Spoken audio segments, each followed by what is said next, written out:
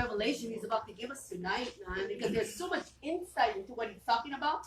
Tonight we're going to talk about his omnibenevolence, his all good, all mercy, all kindness that God is, and we must understand and learn too. So tonight I pray for his revelation, I pray for his insight, I pray for enlightenment, and I pray, my Lord, that you will pour upon us and find us worthy to receive from your kingdom. This night, my Lord, I just want to thank you for every word you're about to speak.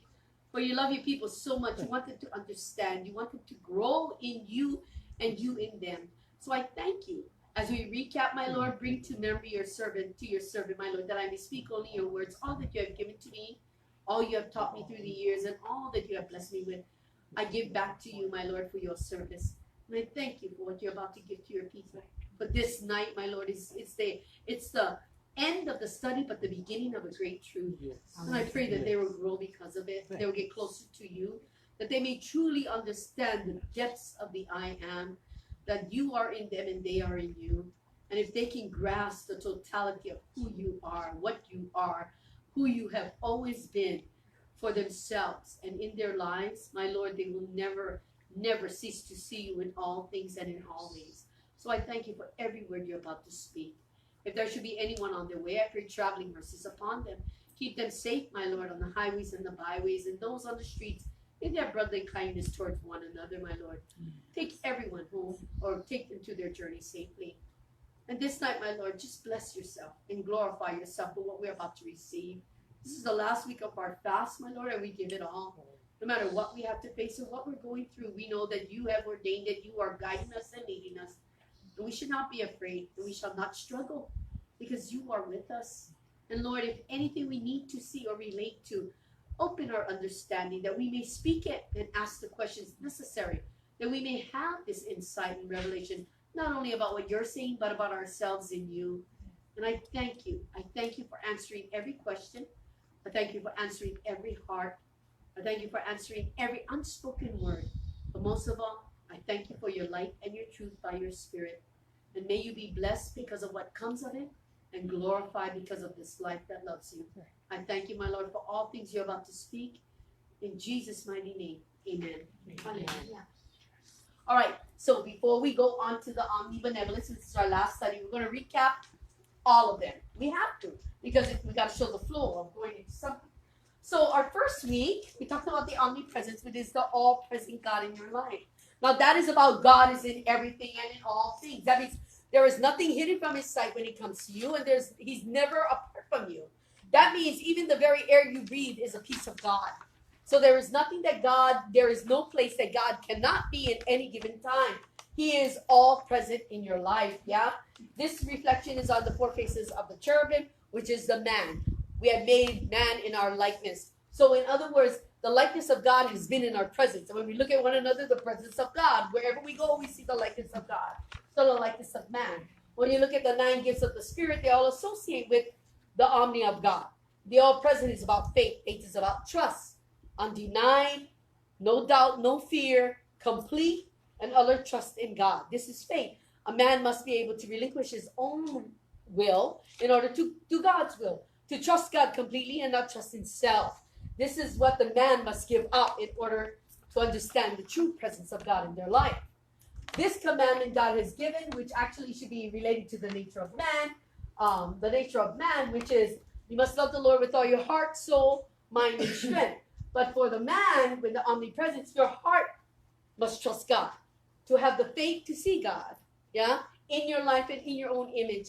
In other words, you must see God for yourself in your life and in your own image. I don't know if you can grasp that.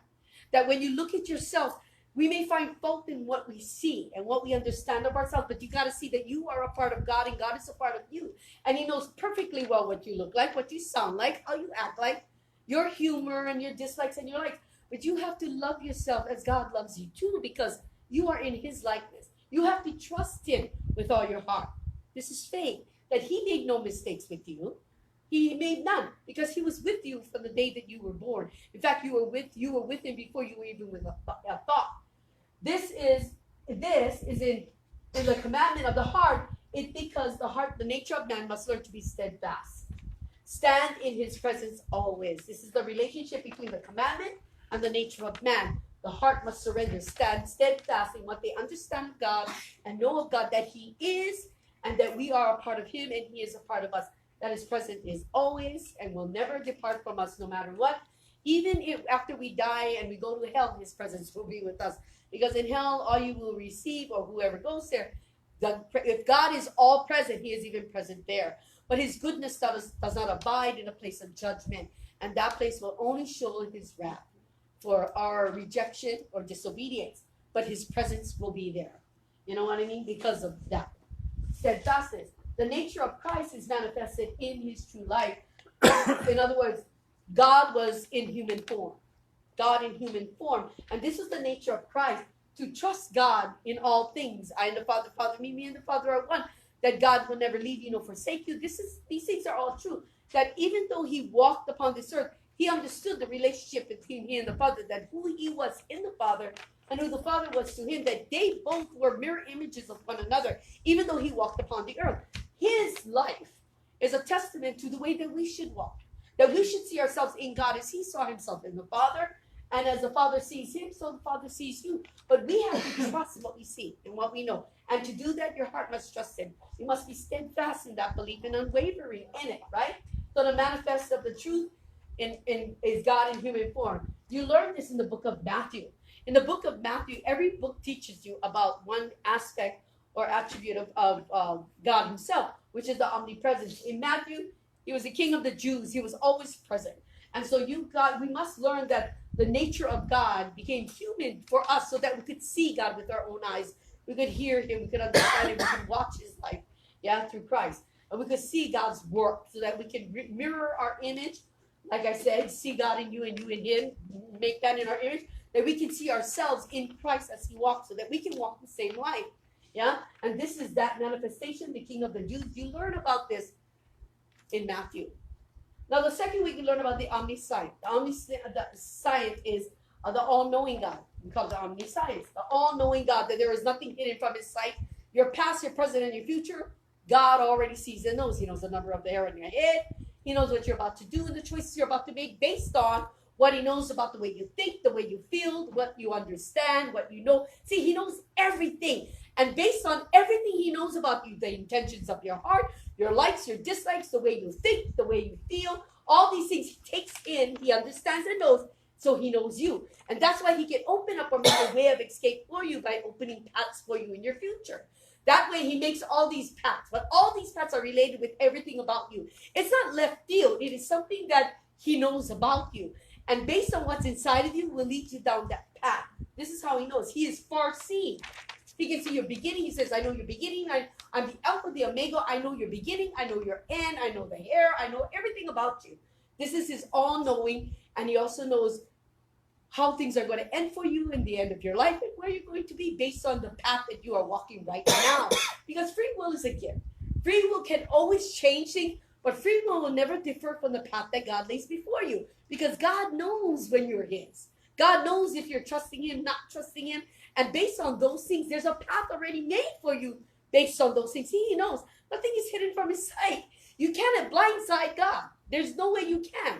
That's why you talk about the predestination. But the predestination isn't like, okay, this is happening because that's the path. No. Predestination means he's all-knowing and he has already set it up. But it's determined on your choice. Whatever choice you make, God already has a plan. Am I making sense? There's already a path. That is all-knowing. Based on the gifts, it deals with knowledge and understanding, right? Wisdom, knowledge, prophecy, tongues, and interpretation of tongues. This all deals with knowledge. Knowing God, God knowing you. So the prophets have to understand how God thinks so that God can speak to them and tell the people what he knows or what he understands of their life. This is that. The wisdom comes from the all-knowing of future, presence, of the being itself. Wisdom comes only from God because he sees the deeper things of man, right? And it deals with the commandment about loving the Lord your God with all your mind. Because why? Because sometimes we try to make things in our mind to understand, really try to understand God, but who can understand the mind of God? No one really can understand the mind of God. Because the way God thinks and the way God sees things is beyond human comprehension because we are limited and he is limitless in his understanding. We can grasp the things God understands and knows, but we cannot know the depths of them. And that's the whole thing. That's why we will spend our whole life trying to know God and understand God. And God is ready to teach us. He is all-knowing.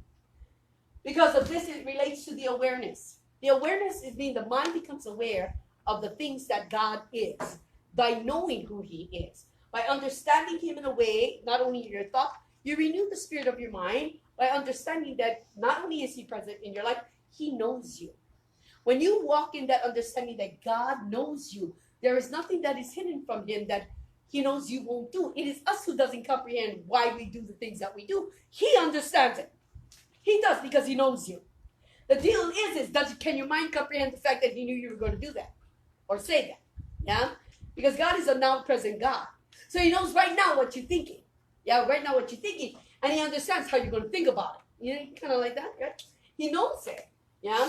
And so we become aware of him knowing you. About him knowing you. You learn these things. And through the life of Christ, we learn that God's foresight and his plan for deliverance and salvation based on his son. Because his son came, God's foresight that mankind would need a deliverance, a doorway, to help us enter in and to come back into the presence of the good graces of God.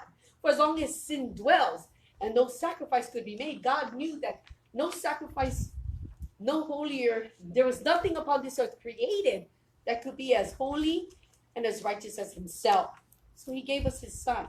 He gave us a piece of himself that he may lay it down for our salvation. That's how far planning he wants. And he did it from the beginning, Adam and Eve. As soon as he had to kick them out, he already was planning. How can I bring them back? Yeah? He already was seeing. You relate this to the books. To seek and to save that which was lost. The plan of salvation. I didn't come for the Jews. I came to seek and save those who were lost. Those who have lost their way. Those who do not know God. Those who do not know that there is a way to God. That they can have something with God. He sent his son to make a way for everyone. He knew mankind would need it. Become aware of why you serve God and why you understand or why you love him. Because it should bring in that understanding of God, that he knew you and he knew you would be in this place at this time. That's why your life has not, even though your past may have been bad and dark, God knew it would be, because he knew that bad and dark would bring you into true light if you started to know him the way he wanted to. Last week we learned of the omnipotent, which is the all-powerful or the almighty God. The almighty and the powerful was the face of the lion. Yeah? The lion of Judah. Yeah? Who represents the strength, the courage, and the royal line of Israel. Yeah? And so the lion's face it represents that strength, that courage, that king. And so in this power, the mighty God, there is nothing that you go through that he has not already overcome. There is nothing upon this earth can overcome you. By the power of God, you overcome the world. That's what Jesus shows us through his life. That there is nothing upon this earth greater than God. Nothing. It doesn't matter what illness you face. Doesn't matter what tragedy you face. It is still not stronger than God. It may overwhelm us, but it cannot be stronger than God. There's nothing can be. No matter how bad it may look, or no matter how great or glorious it is, it's still not stronger than God. He is all-powerful. And in him lies the gifts of miracles and healings. Why? Because miracles and healings deal with the earth realm. It doesn't deal really with the spiritual realm. It deals with life-changing things. It deals with us seeing God manifest things that never was and bringing to fruition things that is. He calls things that was not and bringing it to what is. Yeah? And that's kind of what he does. He has that power to do that. Yeah? To overcome or to override the mentality of the world, where the world thinks things are impossible. God says everything is possible for me. I created it. I have the power to do this and do that. I can make it grow. I can kill it. I have that power. I can say to the fig tree, feed me, or I can say you'll never get fruit again. That's the power of God. He had it by his own words, and Jesus shows us that through his life. In that, it's about strength. Love the Lord your God with all your heart, mind, soul, and strength. Strength is about a mentality. It's not about the physical, it's about a spiritual strength. Yeah? The spiritual strength, yes, it deals with the soul, but not. It's not. I look at it as kind of like an attitude. Not an emotion, but kind of an attitude. It's something that separates, it's something that it's more than the soul. The soul wants to please you, and it wants to do what you want to do. It wants to make you happy. But when it comes to strength, you are empowered. That doesn't affect the soul. The soul's going to do The soul is going to give you what you want. That's what it's there for, to help you be happy. Because the soul makes you happy. It is your being. It wants you to be happy. The soul doesn't want to be sad. So when you act sad, it doesn't want to be sad. So it tries to do something. That's why the comfort food, that's why the poor choices of men or women, because it's trying to compensate for that sadness that you're feeling and make you happy. We make bad choices when that happens, right? Because the soul. But the strength is different. It's kind of like an attitude. It's the courage and the bravery that rises up, not from the soul, but within thyself. It is something that the Spirit of God does. It strengthens you. It empowers you. It is beyond the soul. It overrides the soul. Yeah? So the soul doesn't get to say, I want to make you happy. The soul comes in agreement with that and say, we are strong. We can do anything. I can conquer the world.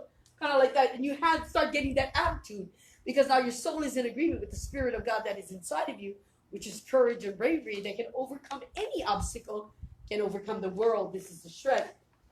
Jesus teaches us through his nature, overcoming the world, the authority over all creation.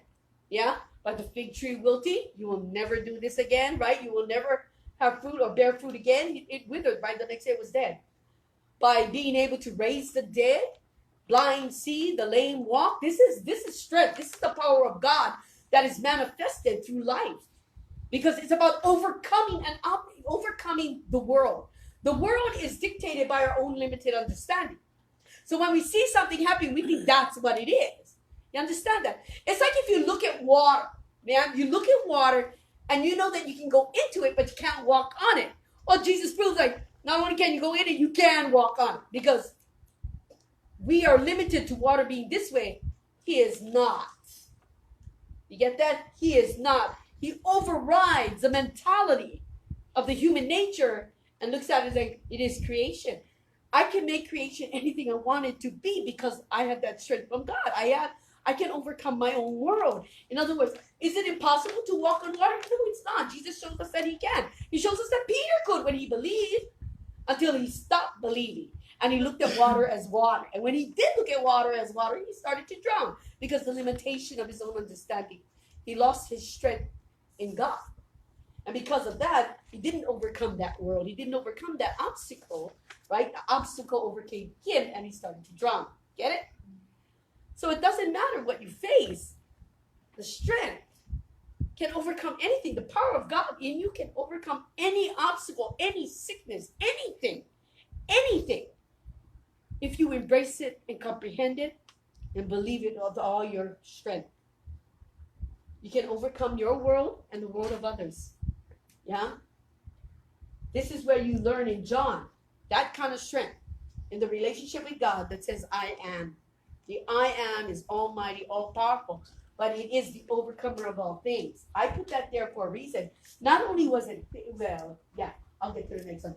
Not only is the I am such a power, it is also such a presence, such a strength. It is also such a grace of God because it is God. It is something that we comprehend that God is, and we relate. I am is saying everything is God. God is everything. There is nothing separated from God. Nothing determines what is not God. God has created all things seen and unseen. There is nothing that was created that was not created by God. Even the things that were created in today's technology was created by God. How? Because he put that there. He put the thought there. Even though man calculated and did everything, the thought came from somewhere. Yeah? Because the evolution of time in the world. So God gives to help mankind, but at the same time, mankind is going in a way that doesn't show the strength in God, but in themselves. And this is kind of separating people from God. We learn through the life of Christ that the surrendering of the strength, you become watchful. You guard yourself against the world. So that the world doesn't have power over you. You have power over it. In other words, you control your life. You have power over your life. Yeah, God gave you that authority. Jesus shows us that through the I am. That you have that power to overcome any obstacle in your life. You're the one that hinders yourself from it. Because you don't see it. You don't see it powerful in you because you don't see yourself powerful in him. You understand? So you see yourself with the lack. You see yourself with the sicknesses. You see yourself with this. But you don't see the power of God to overcome it. Even though you know that he is. So people cry out, God, give me the strength. God, help me do this for me. Do this. God is saying, I am in you. You are in me. Just do it. Believe it and it shall shall be. He told the centurion when the centurion came to Jesus, right? And he told Jesus, my servant is sick. My servant is sick. And he says, I will go with you. He says, no, you don't have to come. Just say the word, because I understand this. You are under authority because I'm under authority. And I am authority. When I tell them go, they go. When I tell them come, they come. But I'm under authority. They tell me to go, I go. When they tell me to, come, I come. In other words, I understand the hierarchy of the power. I understand the authority that you're under because I understand the authority that I'm under. Just say the word and it will be done. That's how much he believed. You know what Jesus told him? He didn't say your servant will be well. He said, it will be as you believe. That's what he told the centurion. It will be as you believe. Because he looked at him, he says, I have not seen such faith, such trust. It will be as you believe because you trust. And if you believe and you trust completely, the power of God will overcome any obstacle. Just like the centurion. Because everything is as you believe. Understand that. It is. Because that's the strength. That's how much strength you're allowing God to have in your life. So a lot of times you're going through obstacles, you feel the lack, the sickness, whatever. You cry out to God, but God is saying, you're the one limiting God, in my opinion, from being as potent and strong because you don't believe in that power to overcome that obstacle. That obstacle is there to show you a hindrance in you, not in God and not in the world, in you. You understand that? That you need to be stronger than this. You need to be stronger than that. Yeah? But that seems to have power and you haven't overcome your world. So you will learn. You will learn to be watchful and guard against the things that overcome your world so you can overcome it. Tonight we learn of Omni Benevolent. The Omni Benevolent is the God who is all merciful, all kind, all good. Yeah? So tonight, let's move on. Our last day, Omni Benevolent. And when I'm done, we're going to talk about the I am, how all of this relates to the I am. All right, let's get started. Of course, we know that omni is Latin for the word all. Yeah, so omni, all. Benevolent has a meaning. It means, I got a few of them because I couldn't pinpoint the one that I was really looking for, but they all said the same thing. It means to do good, be charitable, be agreeable. Yeah, to show kindness, sympathy, and understanding, and to be generous. Okay, all these encompass His mercy and His grace. All of it. All those things I just said is the mercy and grace of God. So when we let's look at some of the scriptures that dictate or just tell us about that mercy and that grace that mankind doesn't comprehend. We're going to start in Mark chapter 10. Now in Mark chapter 10, verse 17 to 22, we're going to talk about the rich young ruler, who Jesus tried to counsel. See, we don't comprehend the benevolence of God because we ourselves don't live in it.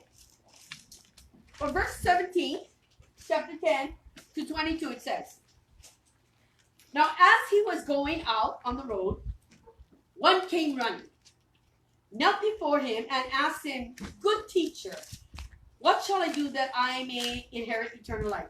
But Jesus didn't even answer him. You know what he said? The first thing he said, Jesus said to him, why do you call me good? No one is good but one, that is God. Let's stop. That is such a true statement. If it wasn't for the goodness of God, we wouldn't have Jesus. Period. Jesus in human nature became sin. Just like us, the body lives, the body dies. Sin, deterioration, right? It can no longer be immortal. It's mortal. It's suffering and it's dying. But sometimes sin, we mistake it with bad. We think sin is bad and negative. But sin means to die. And our body is dying as we grow older. Yeah? We're not as strong as we used to be as we get older. We lose our vitality, right? This is what happens with the body while the body is dying. Like I said, it's all joy, joy, joy to your 50s, and after 50 it's downhill all the way. You know what I mean? To 100 plus. You know, we start deteriorating. This is sin. It means to die because our body is dying. So he tells them there's only one that is good, and that is God. That's right, because He's the merciful one. He's the one that gave me to you. I'm not the good one because I'm here. He's the good one because He put me here. You get it? Only one is good, and that is God, because all-knowing, all-seeing, right? He knew what we needed. So He said, only one is good. That is God. Verse 19. You know the commandments. Do not commit adultery. Do not murder. Do not steal. Do not bear false witness. Do not defraud. Honor your father and your mother. He answered and said to him, Teacher, all these things I have kept from my youth. Now let's look at these things. So he has kept the laws. He has done what is good based by the law. He doesn't murder. He doesn't steal. He doesn't bear false witness, right? He's not coveting. He's not doing any of that. But yet Jesus still finds fault. And this is what he says in verse 21. And Jesus looked at him and loved on him. And this is his compassion. Because he sees the blindness just like so many of us are going to find out tonight. Yeah, he sees the compassion. He loved on him and said to him, one thing you lack. One thing you lack. And this is the one thing I believe all mankind is lacking. Until they realize it, they lack it. One thing you lack. Go your way, sell whatever you have, and give to the poor. And you will have treasure in heaven. And come, take up your cross and follow me. But he was sad at this word and went away sorrowful, for he had great possessions. Let's stop. God's benevolence is always towards other people. You already have it. So it's about him through you. And a lot of times we forget that because we want the mercy and grace of God. We want the blessings of God like the rich young ruler. We want God to give us what we need, what it takes for us to get in the kingdom. But Jesus is telling the rich young ruler, it's not about what you got to do in that manner to get into the kingdom. It's what you're not doing that is going to get you into the kingdom. And what you're not doing is you're not letting go of your life. You hold on to all your possessions. You're doing the laws, but you hold on to all your possessions. You hold on to your title. You hold on to whatever because you're thinking of yourself. But true benevolence means thinking about others. And he says, if you can let go everything and give to those who do not have, give to the poor, give to those who lack, then you will have something in the kingdom, a treasure in the kingdom that you will never lose. Then he says, take up your cross and follow me. What does that mean? That means that do as I do. Because this is what I do. I'm laying down my life. Because of the compassion, the love, and the knowing of God. This is God's mercy on mankind. Think of the poor. My life is being, Jesus is saying, I'm laying down my life. I don't have the riches, but my life is being laid down for the poor. Not the poor in money, but the poor in spirit. Because what does it say? Right? To feel his love continuously, to be a ransom for many. See, we're here trying to figure out how to get close to God, but we're greedy. Because just like God, we must become. Just like I will tell you about the presence, you got to believe in the presence. You got to believe in his presence in your life. You got to believe in the strength that he has in your life and through you. You also got to believe that he knows you. But you also got to believe in the mercy and the reverence and the grace of God. Because all of these things, you can't just believe, you have to live it. You have to live these things. That if you believe that God is all present, then you have to live like you believe it. You understand that? You can't just tell yourself that he is always present with me. And when times get hard, you remember, oh yeah, you're with me. You're always with me after you fall apart. The falling apart says you don't believe it. It's a revelation like, oh, but you're with me. Then you come to yourself. Yeah, like being the prodigal son. Yeah, who's eating out of the swine's trough, right? And comes to the revelation like, what the hell am I doing? And that's what we do. We come to the revelation like, what am I doing? God, you're always with me. But we fell apart. Falling apart says you didn't believe it. Coming to the revelation after the fact doesn't mean that you believe it. Get it? Just like this. The rich young ruler thinks he's doing everything. Just like we believe we're doing everything to get close to God. But God is saying we lack one thing. We're not generous. We don't think about anybody else but ourselves. Another example. Mark chapter 10, verse 35 to 45. About greatness in serving. The sons of Zebedee. Listen to these guys. Okay? And their egos. Okay? He says, then James and John, the sons of Zebedee, came to him saying, Teacher, we want you to do for us whatever we ask. Okay, right off the bat, we want something and we want you to do it for us because we know you can do it. You can, because we know who you are and we know you're powerful. You can do anything. And he said to them, what do you want me to do for you? They said to him, grant us that we may sit, one on your right hand and the other on your left in your glory. Wow. Freaking ego, right? Yeah, I'm looking at this guy. I read that out. I was like, you know, when I've started doing all of this, it has changed my perspective. I understand this. I do. It's narrowing it down so I can give it to you folks that God has been trying to do it. But sometimes I go through some of these and I stop and I go, what the hell, man? What the hell were they thinking? You know what I'm saying? Because it's like my eyes are open to see what he's trying to say, and I see clearly. Because what are they thinking? Who do they think they are? Just like the rich young ruler. Who does he think he is just because he does all the things the law tells him to do. But he helps nobody but himself. The sons of Zebedee, just because they're walking with Jesus, doesn't make them worthy of the right or the left hand. I mean, listen to this. Okay, let's continue. Then we can listen to this. Okay? Let me continue. And he says, "If grant us that we may sit on one at your right hand, one at your left, in your glory." In your glory, not ours, in yours. Okay? But Jesus said to him, "You do not know what you ask. You do not know what you ask. Are you able to drink the cup that I drink and be baptized with the baptism that I am baptized with?" He asked them the question of death.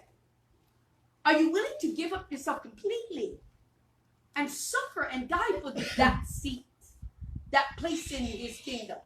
Can you do that? You know what they say? They go like this. And they say, "We are able." Just like Peter said, "Where are you going?" "No, I will die with you." And Jesus goes, "Really? You would die for my sake. Before the rooster crows 3 times, you will deny me 3 times before the rooster crows."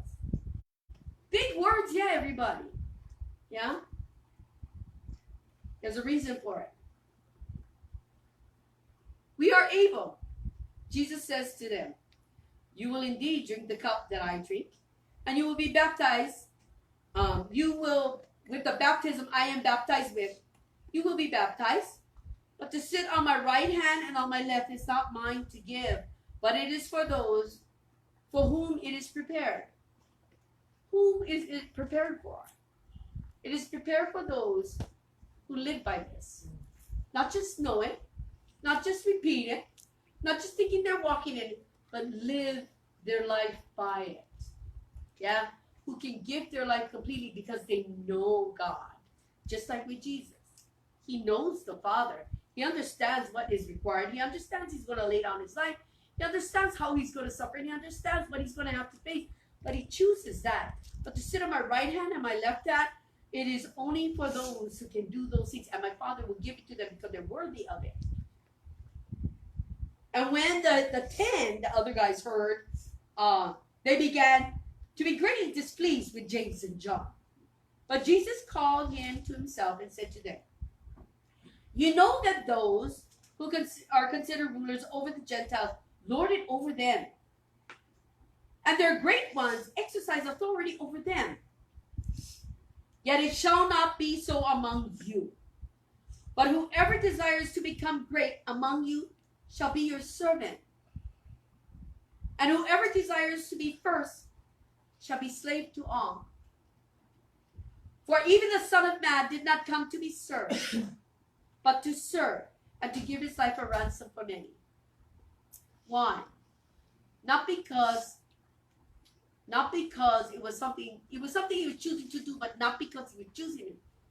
Because he understood and lived in the mercy and grace of God's goodness. Because God was good, so was he. And he understands that good isn't about good and bad.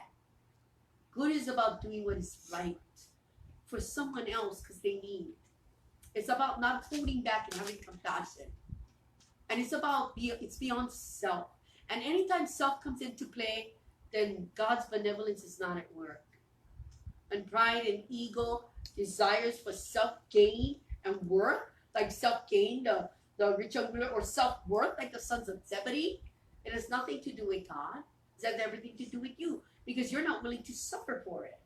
You want to give it, but you're not willing to suffer, and you're not willing to die for it. Yeah? You just want to give it. And that's self-proclaiming. That's selfishness. And that has nothing to do with anybody else but you. And in that, you will be judged.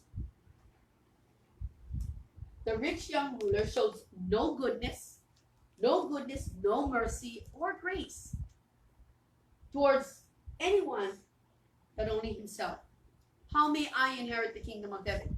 And he's told how to, and he can't do it because it was about him getting in, not him giving things away to get in. Yeah? Mankind must reflect the goodness of God. We must reflect the goodness of God in our daily walk with Him. The son of Zebedee, like the rich young ruler, sees greatness through their own eyes and only on themselves. In verse 45, where Jesus says, "For even the Son of Man did not come to be served, but to serve and to be given his life a ransom for many." Verse 45. Jesus points out that the true benevolence, the true understanding of benevolence, walking in the benevolence of God and letting God be benevolent in your life, of a man's walk, is in reflection of the God that you serve. Meaning that if it was anything to do with what the rich young ruler wanted, it was simply about doing another law, then wouldn't it be about the God of that law or that ritual? God wasn't the God of the rituals or the laws. He was a fulfillment of that. But mankind turned it into a structure, turned it into something that they thought was the keys or made it easy for them to get into the kingdom. They forgot that our life is a reflection of the very God we say we serve. Jesus shows us that through his life, that the only way into the kingdom is through believing in his presence, believing in his strength, believing in him knowing you, and most of all, believing in his goodness upon you, and then taking all of that and giving it away. Laying down one's life as laying down one's goods, shows the true likeness of God that is in our heart. We can't even let go of what's left. We think we have so little. Do you think God is limited by your bank account or by your goods in your house? Because that's the way you act. You live in the mentality of lack because you think that's all you have. And guess what? Because you don't believe in God, the goodness, you shall always live in lack. Because lack is a human mentality. And God isn't a part of that. Get it? That's right. So if you want to change that attitude, it might work tonight. The omnibenevolence of God is a reflection of our own judgment. Oh, Jesus, you are so good. Let me give you examples. Let me tell you how good God is. There's a question that goes around every time. If God is so good, then why is there so much evil and so much darkness? And why is all of these happening? That's not God's fault. God is all good. The reason why God is all good, if God wasn't perfectly good, perfectly right, and perfectly just, he would not be God. If he was somewhat good and somewhat bad, that means there's somebody better than him. God would have to be all good because there is nothing beyond him. He is. Now let me tell you how good his goodness is, even if it looks bad. God gives us exactly what we want because he is good. Because he cannot force anybody to love him. An example of that is the Israelites in the wilderness could not embrace God, no matter what God did. Even though they saw the plagues of Egypt, even though they saw God open the Red Sea to bring them to save them from the Egyptians, even though their clothes never wore out, their sandals never wore out for 40 years, they still could not embrace God as God. Sounds like us, doesn't it? We know God, we see him in our life, we did it, but we still can't seem to embrace God as God in our life. And when you find fault in your life, you find fault in God. He gave you that life. And that life is what you wanted. Don't you get it? Okay, let me explain. The Israelites kept complaining against Moses and God. Because why? They kept looking at Egypt and what they used to have. They remember their past. And because of their past kind of like haunted them and made them think they had something better. And sometimes for us, it's the other way around. We look at our past and we see bad. And it kind of haunts us. Because it still has power over us in a way. And instead of moving forward and trusting in the God we're following through this wilderness, we keep looking back at Egypt. If you don't want to look at the God that's changing your life, that's leading you into a promise, that's making you stronger, and you want to keep looking at the past and look at Egypt, guess what God's going to do? He's so good. He's going to give you what you want. And guess what that is? Freaking Egypt. He's going to let you have Egypt. You want to complain and you don't want him? Guess what he's going to do? He's going to separate himself because you don't want him. He's so good, he's going to let you not have him. But it's not what he wants, it's what you want. He is good to you, even if he suffers long because of it. You understand that? And a lot of times you are in this predicament because you want to be. Because you can't seem to overcome it. Because just like them looking at Egypt, or looking at the past, and looking at the meat, and looking at all this kind of stuff, they looked at everything, and they forgot about the burdens, and the turmoil, and the darkness, and the beatings. They forgot about all of it, and they thought they had food. They were practically starving, and they thought they had meat, plenty for stew. They didn't have anything, but they just remember what they wanted to remember. And it put them away from God, and it caused them to complain. Yeah? But God is really good. If they don't want him, then he will give them what they want. He will separate from them, just like with us. Just like with us. The other place is in Samuel. The people rose up and they didn't want God. So they said, because Samuel was old, okay? Samuel was old and he had 2 boys. And he sent his boys to be rulers because he taught them to be rulers over Israel, to help him rule because he was getting old. Problem was that as he got old, he couldn't control his sons. So his sons wasn't being as righteous as their father. So the people came to Samuel and go, look, your kids, you cannot control them. They're doing this. Samuel knew there was a problem, but he was too weak, too old to go do what must be done. And so the people complained. And because of that, they came to him and said, we don't want you and your kids to rule over us. Because that's what Samuel did. Samuel was literally the prophet ruled over them. In Judges, it was a prophet who rose up. It was the choice of God who rose up. It was a prophet who guided and led them because they were the voice of God, because they were God's people. So God used a prophet who understood him, who loved him, who knew him, who would do his will, not their own. But as Samuel got old, he didn't have it in him to make the corrections he needed to. He couldn't, in other words, keep up. So they complained to Samuel and told Samuel, we want a king. Like all the other countries, we want somebody to rule over us. They wanted something that they could see as something they could honor. Because they could not honor, they honored Samuel. Remember, Samuel walked into every time and go, whoa, Samuel, you come in peace or what? Because every time he showed up, it's like, because God had something to say. And they feared him with a good fear, but they didn't fear him any longer because of his sons. He knew this. God knew this. So they came and says, no, we don't want to honor you. We want a king like everybody else. We want to honor somebody. But they had God. They forgot. It wasn't Samuel who was king. It was God who was king. So they asked for a king like everybody else. So Samuel turned to God because he still had a deep relationship with God. And God said, don't feel this way, Samuel. They're not rejecting you. They're rejecting me. And because they're rejecting me, give them what they want. But I want you to warn them what their king is going to be like. Their king is going to be a burden to them because they don't want me.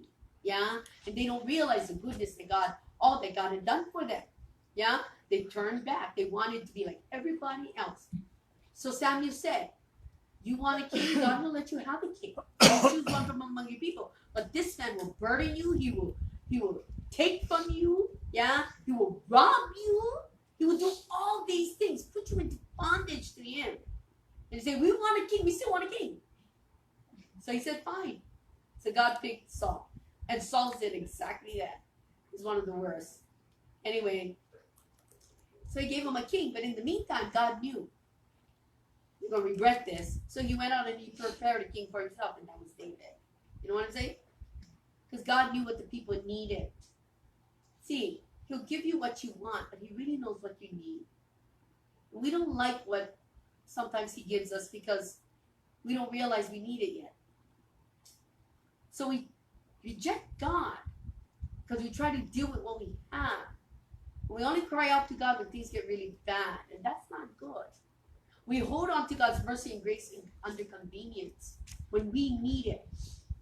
But we don't look at him as the mercy and grace and find reverence. That the mercy and grace of God has always been there. Remember, God cannot deny himself of you. He loves you. He suffers long with you. He understands why you're there and why you're going through this. He understands what you know and what you do not know. You don't even know what you know and do not know. He does. He understands why you see what you see and why it became the way you see it. You don't even know why. Yeah, that's his all-knowing. But because he does know, his heart goes out to you. So he couldn't completely destroy Israel in the wilderness. He said he had compassion. He did, because Moses, I don't want to say Moses talked him off the ledge, but Moses kind of convinced him. You shouldn't cast all of these people away. You brought them out for a reason. So God decided to kill everybody except Joshua and Caleb and anybody under 20 years. It's, in other words, the young and the children. They would inherit the kingdom. But God needed Egypt far from them. So it took 40 years to purge Egypt out of them, out of the young, and to kill up all the old, because they were a bad influence. They didn't want him, but the young followed, and they learned from God. You know what I mean? And so they grew in God.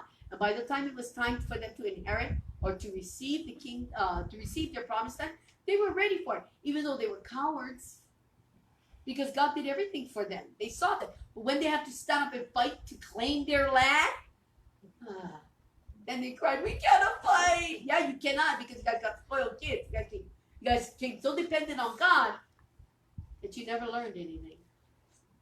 God said, "Go fight, you have victory." But they didn't believe it because they were afraid for themselves. You know what I'm saying? Yeah, that's what I had sometimes. So if God is all good, why then is there so much evil in the world?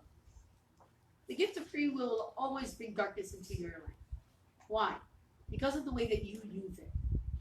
You use it for self. Yeah? Free will is a gift that can be used or can be given away. The one who gives it away gives it to God. You give it to God because you see God in all of these. Yeah? In your life. You don't just see him like this. You live this. You live this way constantly. In other words, it is part of your nature to believe that way, to see things that way. Part of your nature. And when your nature becomes this way and this fullness, yeah, of all of it, then your free will is his. Then you'll see why he does it. You understand it, and you'll follow without question. Yeah? Then you're gonna gravitate to the I am that God is about to talk about. But there is a lot of scriptures that talks about God's benevolence. A lot of them. I'm not going to read them all, but I'm going to read a few because some of them is good. Okay? David talks about it in Psalms 41, verse 1 to 3. Also, God talks about it in Isaiah 58, from 6 to 14, when he says, "Is this the fast that I have dictated about the fast?" It's not feeding the poor, and then about sacrificing and serving, kind of like that. But Jesus, in Matthew 25, in Matthew 25, 31 to 46, let's go to that. Matthew 25, verse 34 to 36. The Son of Man will judge the nations. I'm not going to read everything, but this Matthew 25, 31 to 46. I don't know if I want to read it all, but I'll read part of it. See, God is showing you what it means to walk in the benevolence, his benevolence, and he being benevolent to you. When the Son of Man comes, from 31, when the Son of Man comes in his glory, and all the holy angels with him, then he will sit on the throne of his glory, and all the nations will gather before him, and he will separate them one from another. Wait, gotta grab this. One from another. As a shepherd divides the sheep from the goats. And he will set the sheep on his right hand, but the goats on his left. Then the king will say to those on his right hand, talking to the sheep on the right, yeah, "Come, you blessed of my Father. Inherit the kingdom prepared for you from the foundation of the world. For when I was hungry, you gave me food. When I was thirsty, you gave me drink. I was a stranger, and you took me in. I was naked, and you clothed me. I was sick, and you visited me. I was in prison, and you came to me." Then the righteous will answer him, saying, "Lord, when did we see you hungry and feed you, and thirsty and give you drink? When did we see you a stranger and take you in, or naked and clothe you? Or when did we see you sick or in prison and come to you? As a king, and the king will answer and say to them on his right side, assuredly I say to you, inasmuch as you did it to one of the least of these, my brethren, you did it to me. Let's stop. What Jesus is showing us through this parable is that we must walk in what we believe. He is showing what it is to walk into benevolence, to think about others. And it's not about thinking about them and doing it, because they say, when did we do this? And they did it without thinking about it. It was nature to them to reach out and to help when they saw the need. They were true servants of the Most High. You understand that? True servants. They knew what the master was. That's why they heard the call. That's why they're sheep. Because the sheep know his voice. Yeah? That's why they're sheep. But the goats, the copycats, see, goats, they like to copy.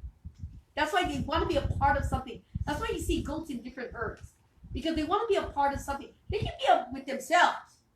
But you see them hanging out with the horses, the cows, the chickens, whatever. Because they want to be a part of something.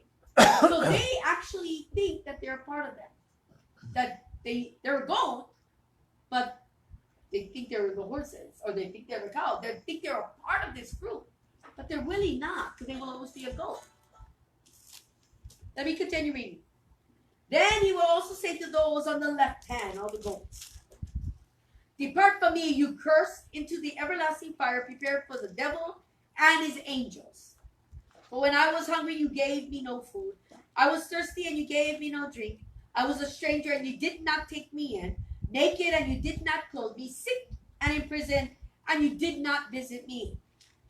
Then they also will answer him, saying, Lord, when did we see you hungry and thirsty and a stranger and naked or sick or in prison, and did not minister to you? Then he will answer them, saying, inasmuch as you did not do it to one of the least of these, you did not do it to me. And these will go away into everlasting punishment, but the righteous into eternal life. So he makes a distinction between those who, by nature, in believing, do things worthy of to be called righteous, to those who think they got to do these things because that's the right thing to do. Yeah? There are many churches who do things where the people don't agree with. I have been a part of certain events that people of their church are there, like feeding the homeless.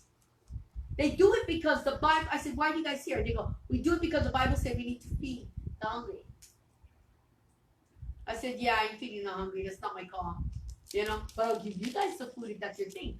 Problem is there are many people in the church doing it because the pastors say we need to feed the hungry because this is what Jesus has dictated, right? By saying this kind of stuff. And many of them are like, yeah, I don't like being here. But they're doing it because they don't do it. You should never do something that it's not in your heart to do. Even that. Because the nature. If the nature is intended not to do it, then you're going against your own nature, and that's judgment. Yeah? God rather you be hot or cold. But to be in the middle, you're doing it because you're trying to please somebody else who thinks that it's a mission for everybody, he's wrong. That person is wrong. Not everybody is called to do the same work. I'm not called to feed the homeless, but I'm generous enough to give them all the food. They'll do their work. It's not my call, and I know that. And I'm not ashamed to say that. I feed them indirectly. They get the food, they get the clothes, they get the goods, I drop them off. I'm happy. I'm doing my part. But I'm not the one who's going to distribute it. And that's, God's not going to judge me because I didn't distribute it too. It's not in my heart to do it. I'm not going to do it. But I love giving. And I will give. Yeah? And I take all you guys today. I dropped off all the food. They were so happy. Did you guys know I drop off, just to let you guys know, I drop off all the food with Big Brothers, Big Sisters. Because Big Brothers, Big Sisters takes the food to IHS. IHS is that for the women and children shelter, the homeless women and children shelter. They give all the food to them. Because they work with Big Brothers and Big Sisters. So they take the food there, and I just takes all the food. I told her, what you guys do with all this food? She goes, oh, we jumped on that. I go, who's IHS? And she started to explain. I was like, even more so I was happy. Even more so I was happy. That's good, I say. So I was happy for that. But I'm not going to drive all the way to IHS and drop it off.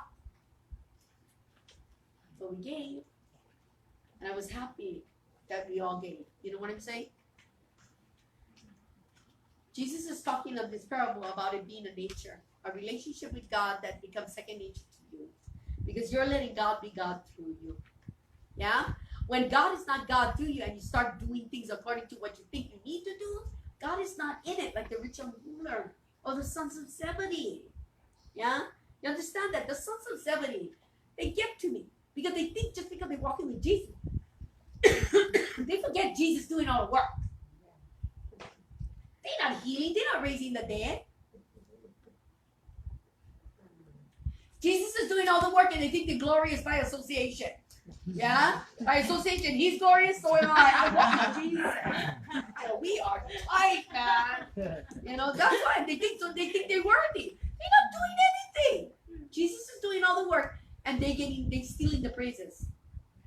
Yeah, then he will cut it with God. Even Jesus said, I didn't come to be served. I didn't come to be glorified. I came to be a servant, to lay down my life a ransom for many. That's why my message at Easter. Because Jesus did not die for us to glorify his death. He is glorified when we live that death in our life. You understand that? That's the glory. It's like the woman saying, oh, bless the boobs that fed you. I guess so. I forget the words. Yeah. The breasts of the woman that, yeah, blessed are you. And they'll kind of see, yeah. He says, more than that, blessed are those who hear the commandments of God and do it. It's more than me being born, is what he's saying. It's more than who I am. It's what he wants in your life. And we praise him for his death on Easter. But he is not glorified because we praise him for his death. He is glorified when we live that death in our life. That's what's the point of my message if I didn't make it clear. That's why it's a double-edged sword. It's supposed to remind us of what we're really not doing. Yeah? Just like these studies. Huh? Yeah. Yeah. Anyway, moving on. I like that one, yeah? In John chapter 3. In Luke chapter 3. Luke chapter 3, 7 to 14. Now in Luke chapter 3, which is really interesting because this is not Jesus talking, this is John the Baptist. John the Baptist is talking, he's baptizing people at the Jordan, right? From verse 7 to verse 20, actually, John is preaching to the people, right? Before Jesus came. But John is telling them about what it takes to get into the kingdom. Yeah? We start from verse 7, he says. That he said to the multitude that came out to be baptized by him, brood, Jennifer, it's brood, not brood. Oh, yeah. Yeah, I heard you on Sunday. I'm like, this is brood. Brood of vipers. Who warned you to flee from the wrath to come? Therefore bear fruits worthy of repentance, and do not begin to say to yourself, we have Abraham as our father. For I say to you that God is able to raise up children of Abraham from these stones. Funny, Jesus said the same thing when he came into Jerusalem. You stop them from cheering, God will make the stones cheer, and rejoice. And even now the axe is laid at the root of the trees. Therefore every tree which does not bear fruit is cut down and thrown into the fire. So the people asked him, John, saying, what shall we do then? He answered and said to them, he who has 2 tunics, give to him who has none. And he who has food, let him do likewise. Then the tax collectors also came to be baptized and said to him, teacher, what shall we do? And he said to them, collect no more than what is appointed for you. In other words, don't rob the people anymore. Likewise, the soldiers asked him, saying, and what shall we do? So he said to them, do not intimidate anyone or accuse falsely, and be content with your wages. He was telling them how to be good, how to think of others, because he's talking to people who are very selfish. The first people, what shall we do? If you have 2 tunics, give to someone who doesn't have. Why? Because they don't share their goods with anybody. And they have plenty, and there are people who have nothing, and they're on the streets. You know what I'm saying? And just like with the food, if you have plenty, give to those who have. Yeah, it's kind of like that. You can't even bring 1 can on Sunday. 1 can on Sunday. And thank you for those who have been faithful. I appreciate it very much. But freaking 1 can, people. Anyway, he answers and said to them, you know, whoever has 2 tunics, let him give him who has none. And who has food, let him do likewise. Stop only thinking of yourself. There are people around you who are in need. Share it. You have plenty. You have 2. Do you really need 2? Kind of like that. And the tax collectors came to be baptized and said to him, Teacher, what shall we do? And he said to them, collect no more than what is appointed for you. In other words, don't rob the people. They're already suffering because they lack, and you're stealing what little they have for themselves. You're making them suffer. Don't make other people suffer because you think you don't have enough. You get that? People don't get that. They think because they have nothing. And I know people who actually, they're so greedy that they, even what little they have, they don't care if somebody else is suffering. They're going to ask them for money anyway. How terrible is that? They take from others who are suffering and then they plead for themselves. They're greedy. They don't see the hardship of somebody else, and they keep asking and asking and taking and taking. That's what he's saying. He's telling the tax collectors, you know how much you're supposed to take because taxes got to be paid. But you take for yourself. The people are suffering because they don't have enough, and you pat in your pockets. You causing suffering. In other words, he's telling them, cause no more suffering. Then the soldiers. He looked at the soldiers. He said, and the soldiers asked him, saying, and what shall we do? So he said to them, do not intimidate anyone or accuse falsely, and be content with your wages. So when he talks to them, he's saying about bullying, strong arming, right? Forcing people to do the things that they don't want to do.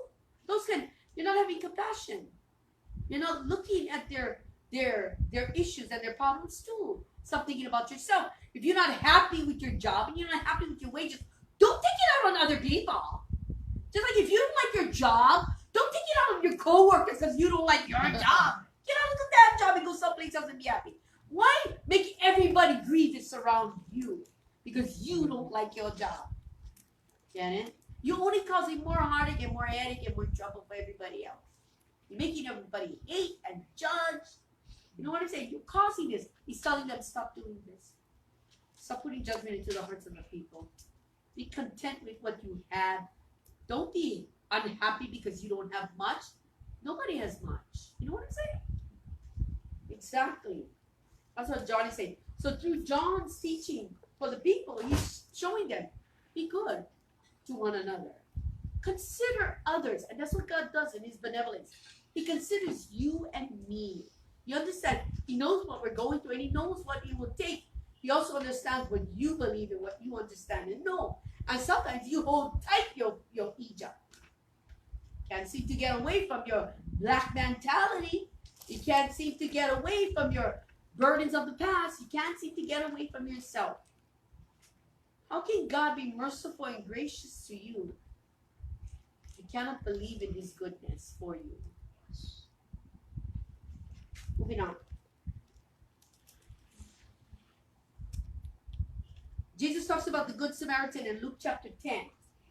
In Luke chapter 10, only a few verses. Verse 33 to 35 about the Good Samaritan. But I'm not going to read the whole thing. Remember the Levite came and the priest came, right? All the people who were supposed to know God and the goodness of God totally ignored the man who was injured and hurting until the Good Samaritan came. When the Good Samaritan came in verse 33 and 33, but a certain Samaritan, as he journeyed, came where he was, and when he saw him, he had compassion. His heart went out. He didn't judge him for him being there. He looked upon it and he saw the pain, he saw the suffering, he saw the hurt. He saw him in that.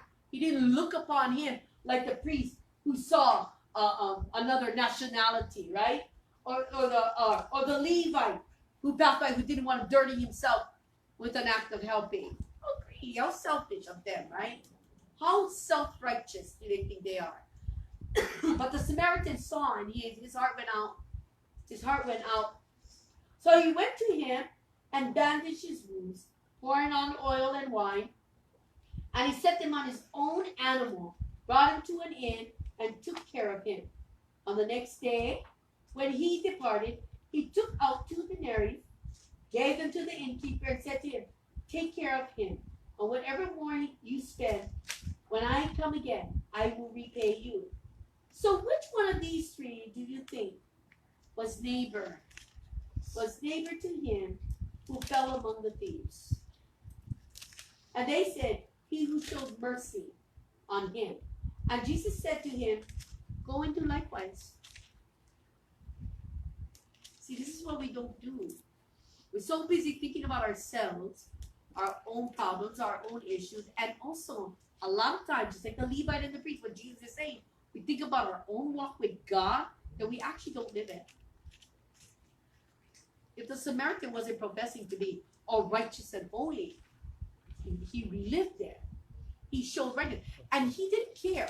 He left the man. He took care of the man. And he paid and told the guy to take care of him. He didn't care what the price was going to be. It was that the man got well and he needed something. Yeah? And he was going to provide it for him because he had the means. He wasn't going to hold back his goods.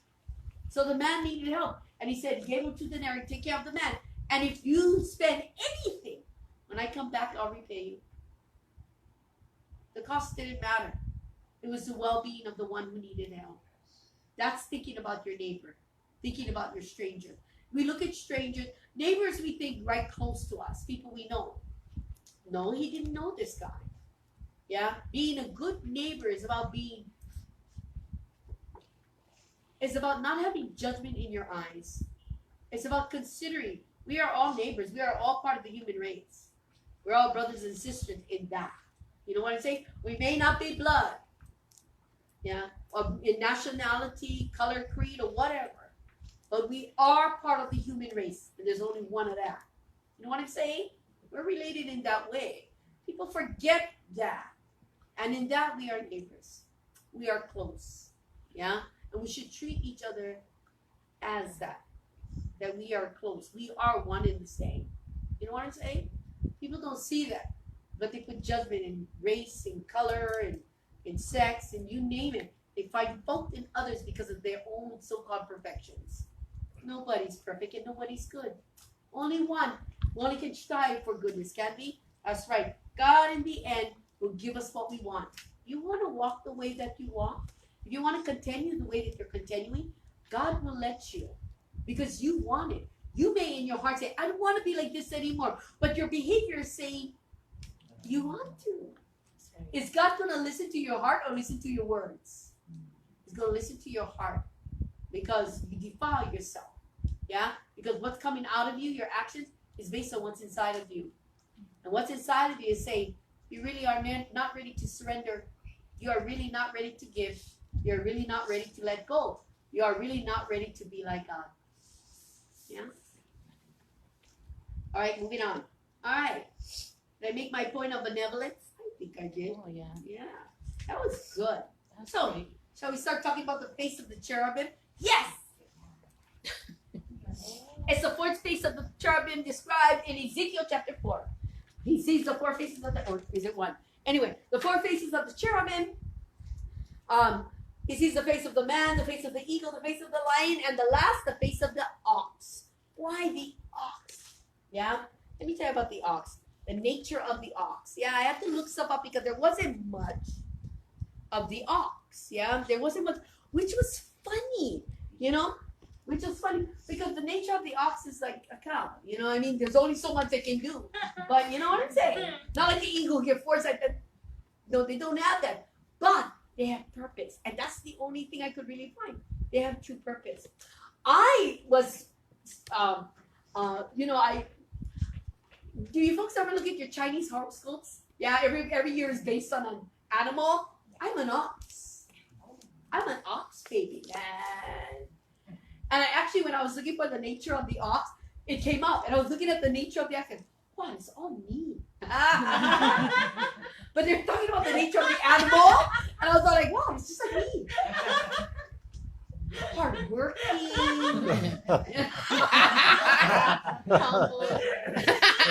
I'm all of a ox. Anyway, let's talk about the nature of the animal itself. There's a reason why they're called beasts of burden. Not only them, but donkeys and mules are called that too. Because why? Because for their strength and they bear many heavy loads. That's what they do. You know, they bear the heavy loads. Oxes take things slowly. They're not fast-moving animals. They're precise. When they go a certain direction, they plow ahead. They keep moving forward in the direction that they're facing. They don't stray from the path that they're on. That's one trait about them. They take things slowly. They stay steady. They're steadfast. And they're not influenced by the environment or others. In other words, they could be plowing, and if a horse comes by, they're not going to be startled. They'll just keep plowing.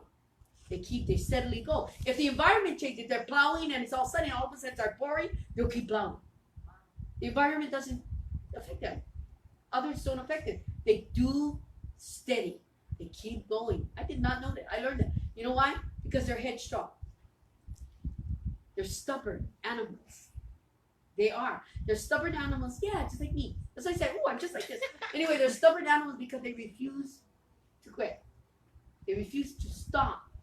Once they start a task, in other words, once the farmer puts them on the field and starts that, until the farmer pulls them to stop, they'll just keep plowing forward until they're told to stop. Just like freaking God, yeah? God will keep going until you tell him stop. If you don't tell him stop, well, he'll keep going. You know what I mean? He'll keep trying until you say you had enough. You know what I'm saying? Kind of like that. An ox isn't considered an ox until after 4 years old. They gotta be at least, because before that they're like cattle and steers and stuff. But when they become 4 years and older, they're called an ox for a reason. Because the word ox is given to only the mature animals, not to the babies. So they aren't baby oxes or teenage oxes. Only mature cattle.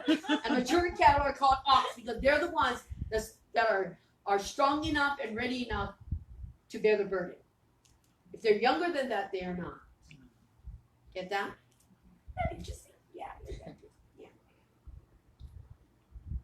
They are considered working animals. They constantly work, used mostly for agriculture, of course, because of farming and stuff, but they are constant workers. Yeah? All they know, all they have learned, and pretty much what they're built for is to serve. Always under a master's hand. Yeah? To plow, to steer, to pull a wagon, whatever the case may be, they're always under that constant servitude. Yeah? Always serving. Yeah? The Bible uses an ox, and this is something that was interesting. In the Bible, the ox is mentioned as sacrifice. If you come, you bring an ox, or a heifer, in other words, yeah? You're bringing a heifer is a type of ox, yeah? But did you know that the ox is like the most awesome, number one sacrifice God would take? Yeah. First thing he says, the best thing you can give me is you give me an ox.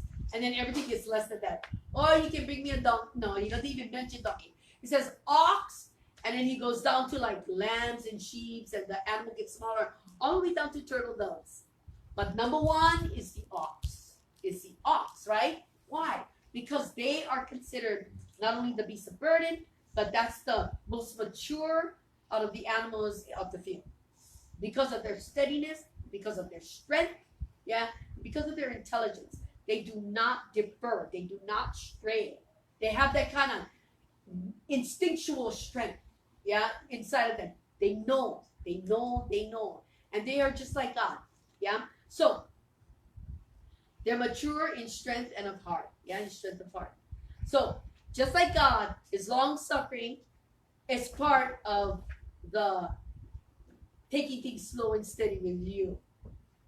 Just like the ox, he suffers long, meaning He takes everything slow and steady. Even if you're suffering, even if you're going through, God will just constantly plow ahead with you. Like I said, he won't stop until you tell him to stop. Yeah, just like the ox. He keeps doing that. It's steady. God mature, yeah? He is consistent to himself. In other words, he counsels his own self. He doesn't need nobody to tell him to go in a straight line. He knows to go. He knows what to do. He knows what you need. He doesn't have to be counseled by you. He knows. The ox is the same way. All the farmer has to do is put him on the place, and the ox will go straight ahead. He doesn't have to make the ox go left or right like horses. Horses, they got pulled to the left. Oxes aren't like that. They just go straight. They just walk straight. Isn't that interesting? They just walk. They don't differ. They don't differ. They don't need to be counseled. They don't need to be told to go left or right. They know. They know. Yeah? So they are constant to themselves. Like constant, he is constant to himself. Yeah? Jesus said in John chapter 5, let me go to John chapter 5. Jesus said in John chapter 5, 16 and 17, he said, when he talks about honor the Father and the Son, he said, for this reason the Jews persecuted Jesus and sought to kill him because he had done these things on the Sabbath. Jesus answered and said to them, my Father has been working until now, and I have been working.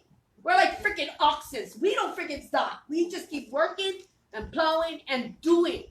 And even if it's a Sabbath to you, we keep doing the good work. The work that is right and true. Solomon in Kings, he moved God's heart. You know how he moved God's heart? In Solomon, he moved God's heart because when it came to time to dedicate the temple, you know what he did? He sacrificed 1,000 burnt offerings, and they were all ox. You know what that meant? The price of an ox? The number one thing God asked, he gave 1,000 of it, and he didn't care. It was all for God. Because he was giving up his wealth, his riches. The oxes are expensive. He gave 1,000 to God. Burn them all before God. Offer them to God. And God was moved by that. Because he gave up everything for that wisdom. You get it? He let go of it all. He didn't give him lambs and goats. He gave him freaking oxen, man. It moved God that he did that. Yeah, it moved God that he did that. Because the oxen stood for self-denying. You deny yourself because you sacrifice it because you love God. Because you love him more than those ox. That's what Solomon was telling God. I love you more than these. Take them all. Sacrifice 1,000 ox unto God. Unto God. In Revelation, I'm going to just a few scriptures here and there. In Revelation chapter 12, verse 10 and 11. You can write it down. You don't have to count it down. In chapter 12, verse 10 and 11. This is about Satan thrown out of heaven. But there's two verses that I had to pull out. Because it was something about the saints that I want you to see. Then I heard a loud voice saying in heaven after they kicked Satan out, right? Now salvation and strength and the kingdom of our God and the power of his Christ have come. For the accuser of our brethren, who accused them before our God day and night, has been cast down. And they overcame him, people. Listen to this. They overcame him by the blood of the Lamb and by the word of their testimony. And they did not love their lives to the death. That's the odds. That's the odds. They don't love their own life. They do what is naturally right. They do. Yeah? And they love God more than their own life. That brings us to John. That's why John chapter 3:16. For God so loved the world that he gave his only begotten Son. And in Isaiah 53, and it pleased the Lord to bruise him. Why? Because of what would come of it. It wasn't about hurt. He knew what would come of it because that was his mercy and his goodness and his grace being played out for all of mankind to see. He knew that people would reject it, just like the Israelites, but he knew there would be many out there who would understand it and receive it. You understand? He knew. Which one are you? The way you live in your life is testifying what you understand and know. that is true. In John chapter 12, John chapter 12,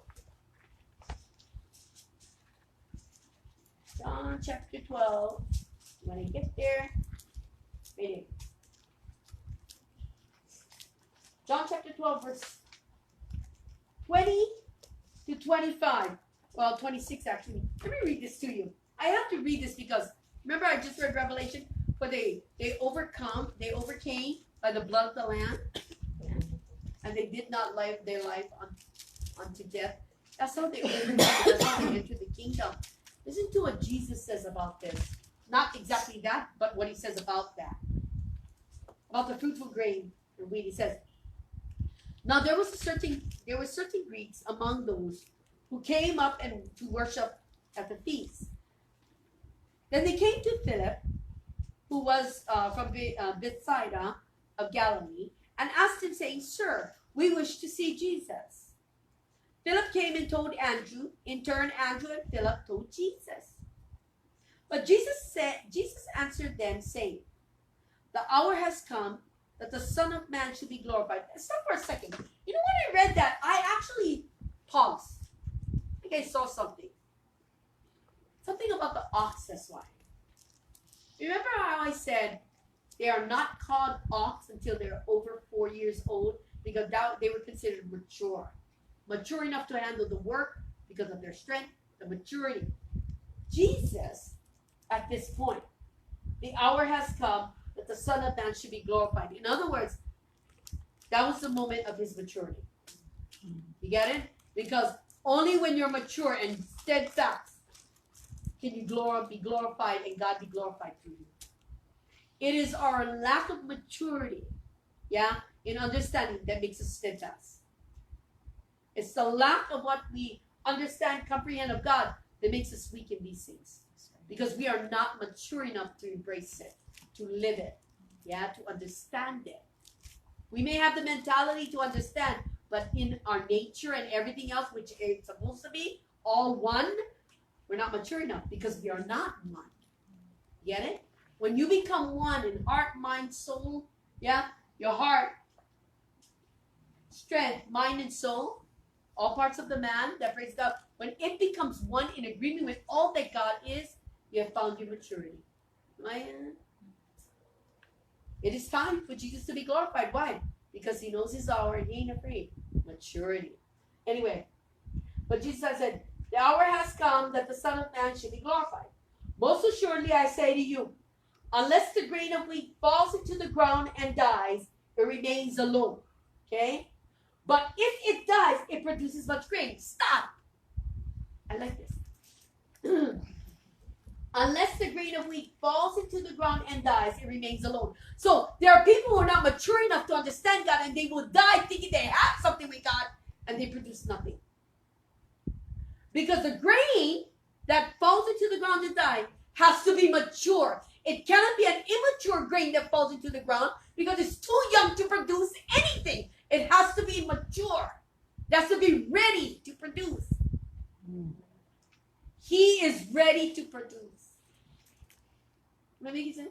Yes. You must be mature. You cannot think that you're suffering and dying in immaturity, but your life is showing that you're immature. The way you're behaving, the way you're understanding, the way you're embracing things. The immaturity is kicking in, and you're having trouble truly dying because you're not mature enough to die. He goes on to say in 25, he who loves his life will lose it. Exactly. Because you're immature. You will lose your life thinking you're mature, but when it's time to die, you will fail. Because it will prove when it's time to die to self that you can't. Because you're immature in spirit. You don't have it going on. And that, you will not be able to die. Even if you're trying to die, you won't be able to. Because you're immature. Yeah? He who loves his life will lose it. And he who hates his life in this world, will keep it for eternal life. Get it?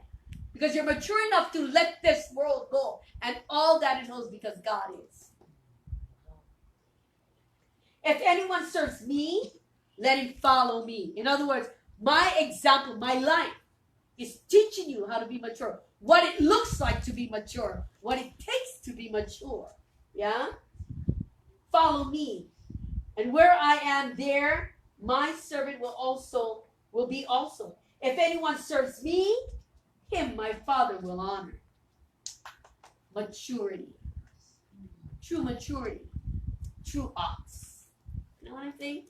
A true ox. I would like that one. And I almost like, I should keep this one for Bible study for later. But it's like, you're like, okay. All right, moving on. And it's kind of like that. You know what else was mature? In the wilderness. Even though the people were like complaining and stuff, the Levites, the chosen tribe that God took for himself, was willing to give up their inheritance, their lands, everything to be service to God. Because he said they have no inheritance. The promised land, I mean, they left Egypt thinking they could get the promise like everybody else. But while going through the wilderness, God said, no, the Levites are mine. You get no inheritance. You know why? Because I am your inheritance. You get me. You get me and no one else does. They can have the stuff of the world, but the Levites get me. Guess what that means? Out of everybody in the world, and all that God will do, he's only going to take 2 out of every 100,000. What does that mean? That means that God is taking the ones who serve him. The ones who God knows is his. The ones who say, you're willing to let go of this world and everything that it has to serve me. I am yours and you are mine. I'm your inheritance and you are mine. You understand that? To be in that place with God? Oh, the Levites are, man, God just took them to himself, right? I bet he killed off everybody but the Levites. Because if you read and you go through it, Aaron died. God was killing him. Aaron died like when he was in his 60s or 70s, something like that. But his sons continued. Well, he killed the 2 off because of the profane fire. But the Levites continued. God was killing everybody off but the Levites. Because they were in service to him continuously. Yeah? They were always serving God continuously. So the Levites gave everything. Dedicated everything to God. They became God's servants. They gave up their inheritance and their portion to be his servant. Kind of like Jesus did. Just like Jesus did. Yeah? So how does this relate now that I went through the face? Did the oxen make sense? Any questions? Okay, let's move forward. How does it relate to the gift of the Spirit? Discernment. Discernment. Now, discernment is interesting. Because discernment isn't about, I know you. Not like that, I know you kind of thing. Even though it is, yeah? But discernment is based on all of it. But in reality, the benevolence is like, it's not about really looking at somebody or no, it's about that knowing the need. It's about discerning the need. The need isn't about, oh, they need food, or discernment is about understanding when God is moving you, that what he's saying they need, you're giving it. So in other words, they may need a word. They may need encouragement. They may need a rebuke. Either way, God understands what they need because that's his compassion at work, not yours. His compassion at work through you, and you give it. That's discernment. It's not about you judging something right or wrong or good or bad. Discernment is not about judgment. When we turn it into that kind of thing, that is our judgment. But God doesn't use discernment to judge. He uses discernment to give, to sacrifice. This is what he determines what is needed. Yeah? This is what he knows, who he can use to give it. You get it? That's why discernment, to be sensitive to the souls of others, the need of others in their spirit. Sometimes even physically into the world, but really it's about what's in their heart. Be sensitive to the hearts of others so that God can fulfill it through you when you walk in that benevolence of God. You get it? That's what the gift of discernment does. And I think a lot of people use discernment as a judgment. Oh, this is not God. Oh, this is the devil. I don't know. Sometimes some people, the devil doing everything. The devil not. We are. We are worst devil and our worst enemy.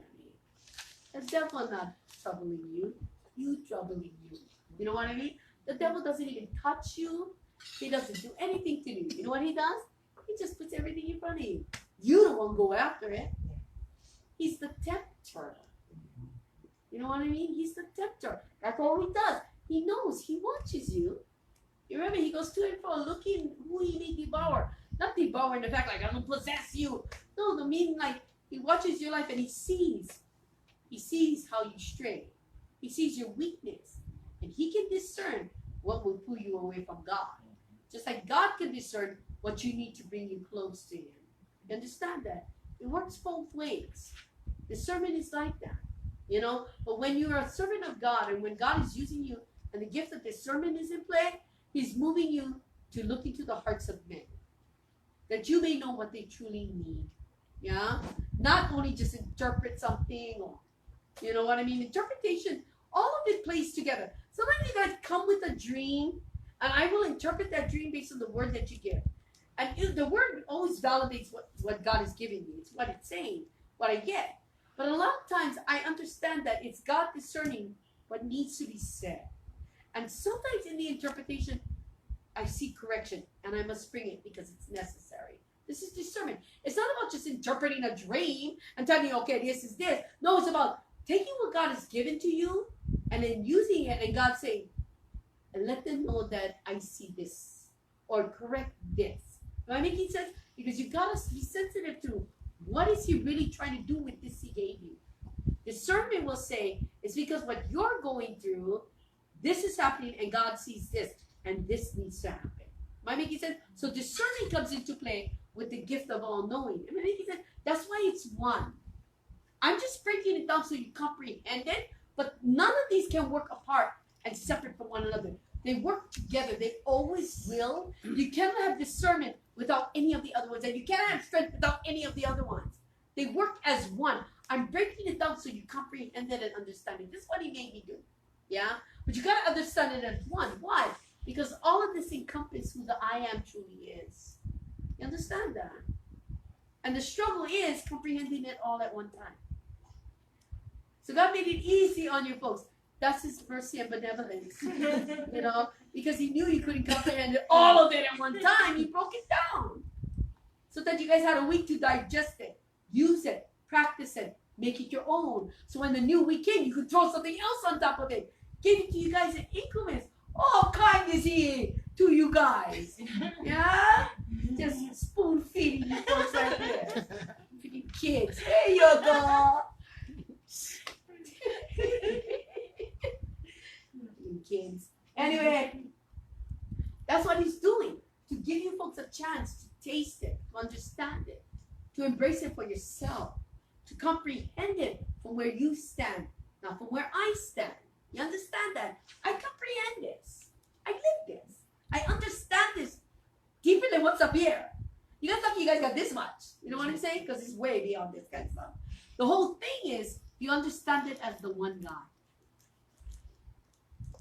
See, sometimes some of these stuff that you guys are learning, one is going to stand up more than the other. Because we attach to it. Because we need that the most. You understand it? We're going to let the other ones go undone. The whole thing is, it cannot be undone from anything else. So if you need the strength of God, and God is my strength, and you're trying to find that courage and that bravery to rise up over something, to conquer your world, cannot happen if you don't see him in it. You see, they work hand in hand. But we will gravitate to one that makes us feel a certain way because we need that now. But you got to understand, when you get that, you get it all. So not only are you going to see that, you're going to see everything else that actually amplifies the one that you're looking at. Get it? Yeah. The soul is about free will. Yeah? Love the Lord your God with your heart, soul, mind, and strength. The soul is about free will. Remember I was talking about it earlier? It's about the soul pleasing you and what you want and what you need to make you happy. The soul. Free will. But the free will must learn to surrender. To do God's will. It's not about just doing God's will. It's about being willing to do God's will. And the only way you can is if this is all in play. If this is definitely a part of who you are. Yeah? I see generous hearts in here. I really do. But life has made us hard. So that generosity is hidden under hardness. Yeah? But When you start seeing God, how can God work if you're hard? Yeah, there can be no judgment. Jesus tells us, do not judge. You know why? Because judgment will harden you and separate you from God in this way. You have to let it go. For God to be benevolent, to receive His mercy and His grace, to truly understand what it means, it has to run through you to see it. You have to become mercy and benevolence for others. You have to become the grace of God for others, that you may receive the grace of God. God works through you. Remember, you get that too. You know what I'm saying? It's like that. Yeah? The soul has to be willing to let go of the world, let go of Egypt, let go of everything else, so that His benevolence can go forth, so that you can be sensitive to the hearts of others.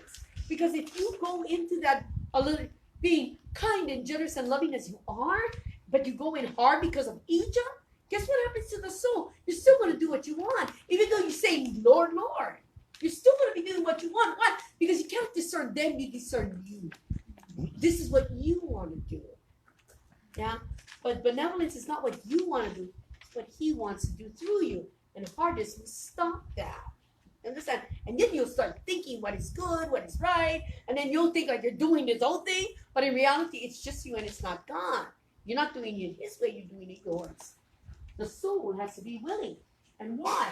Because when the soul is willing, the nature of man changes. You become conscious and aware. Your consciousness change. You feel His love continuously. And you feel His love for others continuously. You understand that? You become sensitive to that mercy and the grace. You realize what He has given. You realize what He is doing. You realize, yeah?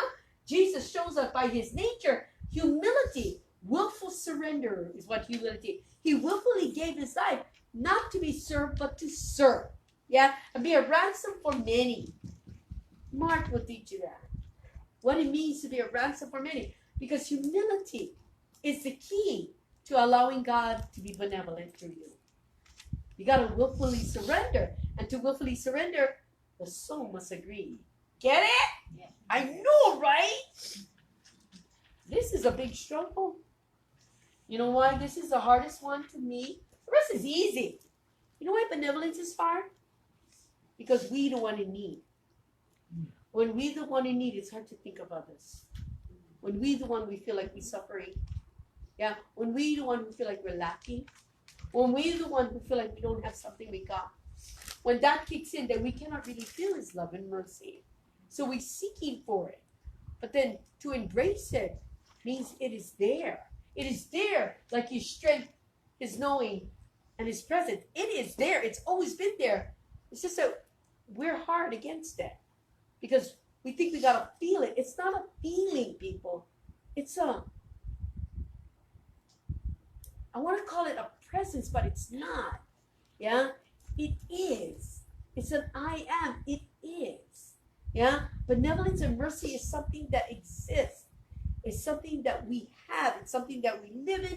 It is something that we become. We become exactly what we believe God is. If God is all present, you are all present with Him. You're never alone in this world. So you know that presence. If God is all knowing, then He knows you. Then why are you troubled when things happen in your life? When you know He knows, you should know that. You find strength in that. If God is all powerful, there is nothing in this world that can separate you from the love of God. You learned that in Romans. Yeah, nothing can separate you. His everlasting love is never far. And His benevolence, if you know the mercy, you willfully give yourself because you know what you have received.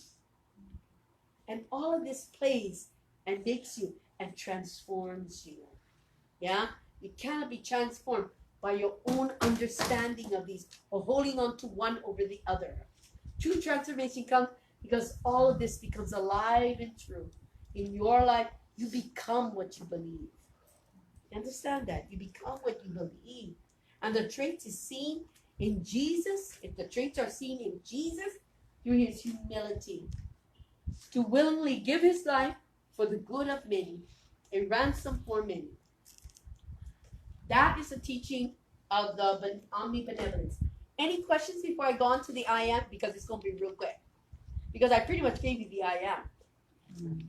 All four of this is just a facet of the true I am, the greatness of the fullness of God.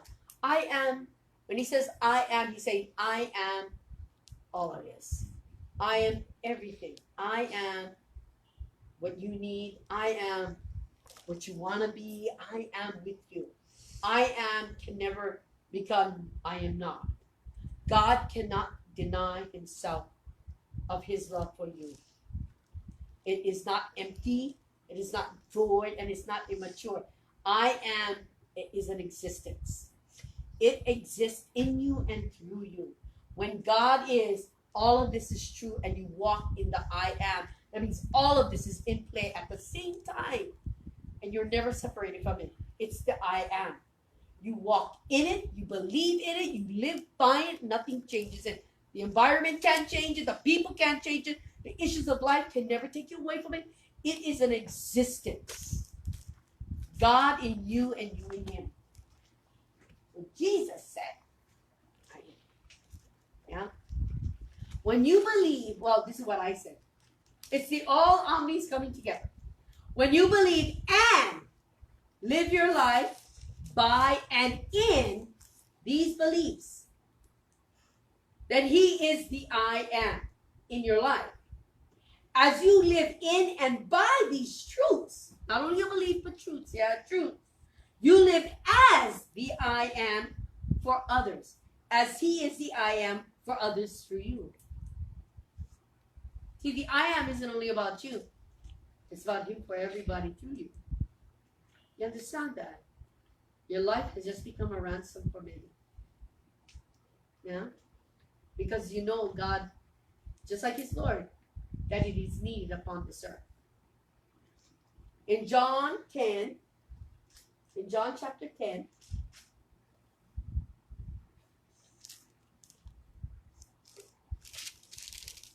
to walk in the I am, you have to be one with God. You cannot be separated from who God is. You cannot separate God for convenience. Like I said, you cannot take the omnis, break it down, and live in the one that you feel is the best one, that helps you the most right now. No, you have to take them all equally, because they are who he is. This is who he is. I pretty much broke down his personality. Come on. How simple can God make it? My goodness, you guys are lucky. But in John chapter 10, verse 30,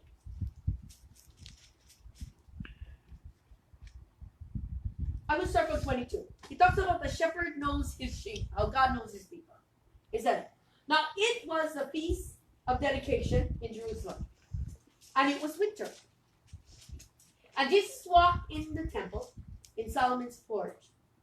Then the Jews surrounded him and said to him, how long do you keep us in doubt? If you are the Christ, tell us plainly. This is funny. All the scriptures spoke about him and what he was going to do, and he's been doing it. And they still want to say, and he still calls himself the Son of God and the Son of Man, and they still reject him as blasphemous because of the things he said. And they ask him, and he tells them, and he's blasphemy. I mean, he cannot win with these guys, right? They want to hear what they want to hear for their own understanding. It's all about them, not about him. Yeah, tell us plainly. Jesus answered them, I told you, and you do not believe. Yeah, the works that I do in my Father's name, they bear witness of me. But you do not believe, because you are not of my sheep, as I said to you. My sheep hear my voice, and I know them, and they follow me. And I give them eternal life, and they shall never perish. Neither shall anyone snatch them out of my hand. My Father who has given them to me is greater than all, and no one will be able to snatch them out of my Father's hand. I and the Father are one. Let's stop. Okay, the reason why God brought this up, I made a little notation. No, he didn't. The reason why he brought this up when I read it is because of that oneness. The fullness of God can never separate you from him. Like he says, they are in my hand, he said. My sheep hear my voice. I know them and they follow me. I know them and they follow me. So if you look at the life of Jesus, yeah, because his life was an example of walking in this omnis, walking in the fullness of the I am, yeah. His life was an example of that. He gives us a living testimony of what it means to walk in the I am. Okay? Now, if you look at the life of Jesus, you look at the life of Jesus. Are you following him? Because the following means you're embracing it all. That you comprehend God. Yeah? Not just because you comprehend him, because you know him, because you read and you have thought, but because for yourself, when you look at your life, remember, the life that you live is a testimony to your beliefs and your truths. Yeah?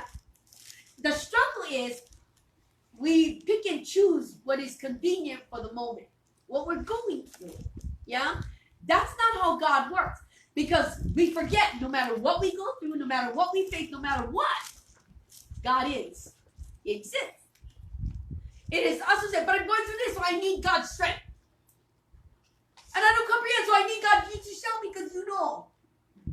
We start breaking it down, and we can't live in the fullness of God. Because it's what we want and what we need. Just like the Pharisees. Tell us plainly what to do. Tell us plainly who you are. And that's kind of what we do when we break this down. We're telling God, right now, plainly, you are my strength. You are the strength. Yeah? The strength that I need today to overcome this thing. But God, I don't know how to emphasize this. God just cannot be strength. He needs to be present to be strength. He needs you to know that you know him so he can be your strength. You see how we cannot work apart? We got to work together. And you understand that he may not give you what you want because he knows you and he discerns your heart. So he will give you what you need. It may not be what you want because you're looking at the world. He will give you what you need because he's looking at your heart.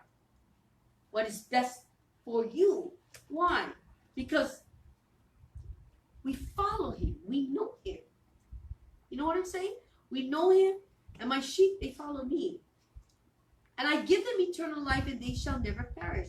Neither shall anyone snatch them out of my hands. Because once you walk this path, the I am path, with all of this in play, in the union and the fullness of God, walking the I am, no one can take you out of the presence of God. No one can separate you from him. No one and nothing can ever separate you from God.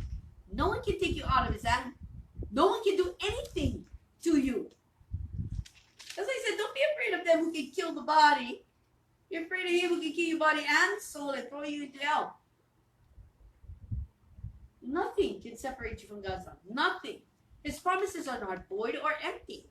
They are true, but you have to walk in them for it to be true. People think they can just profess the scriptures and get what they want.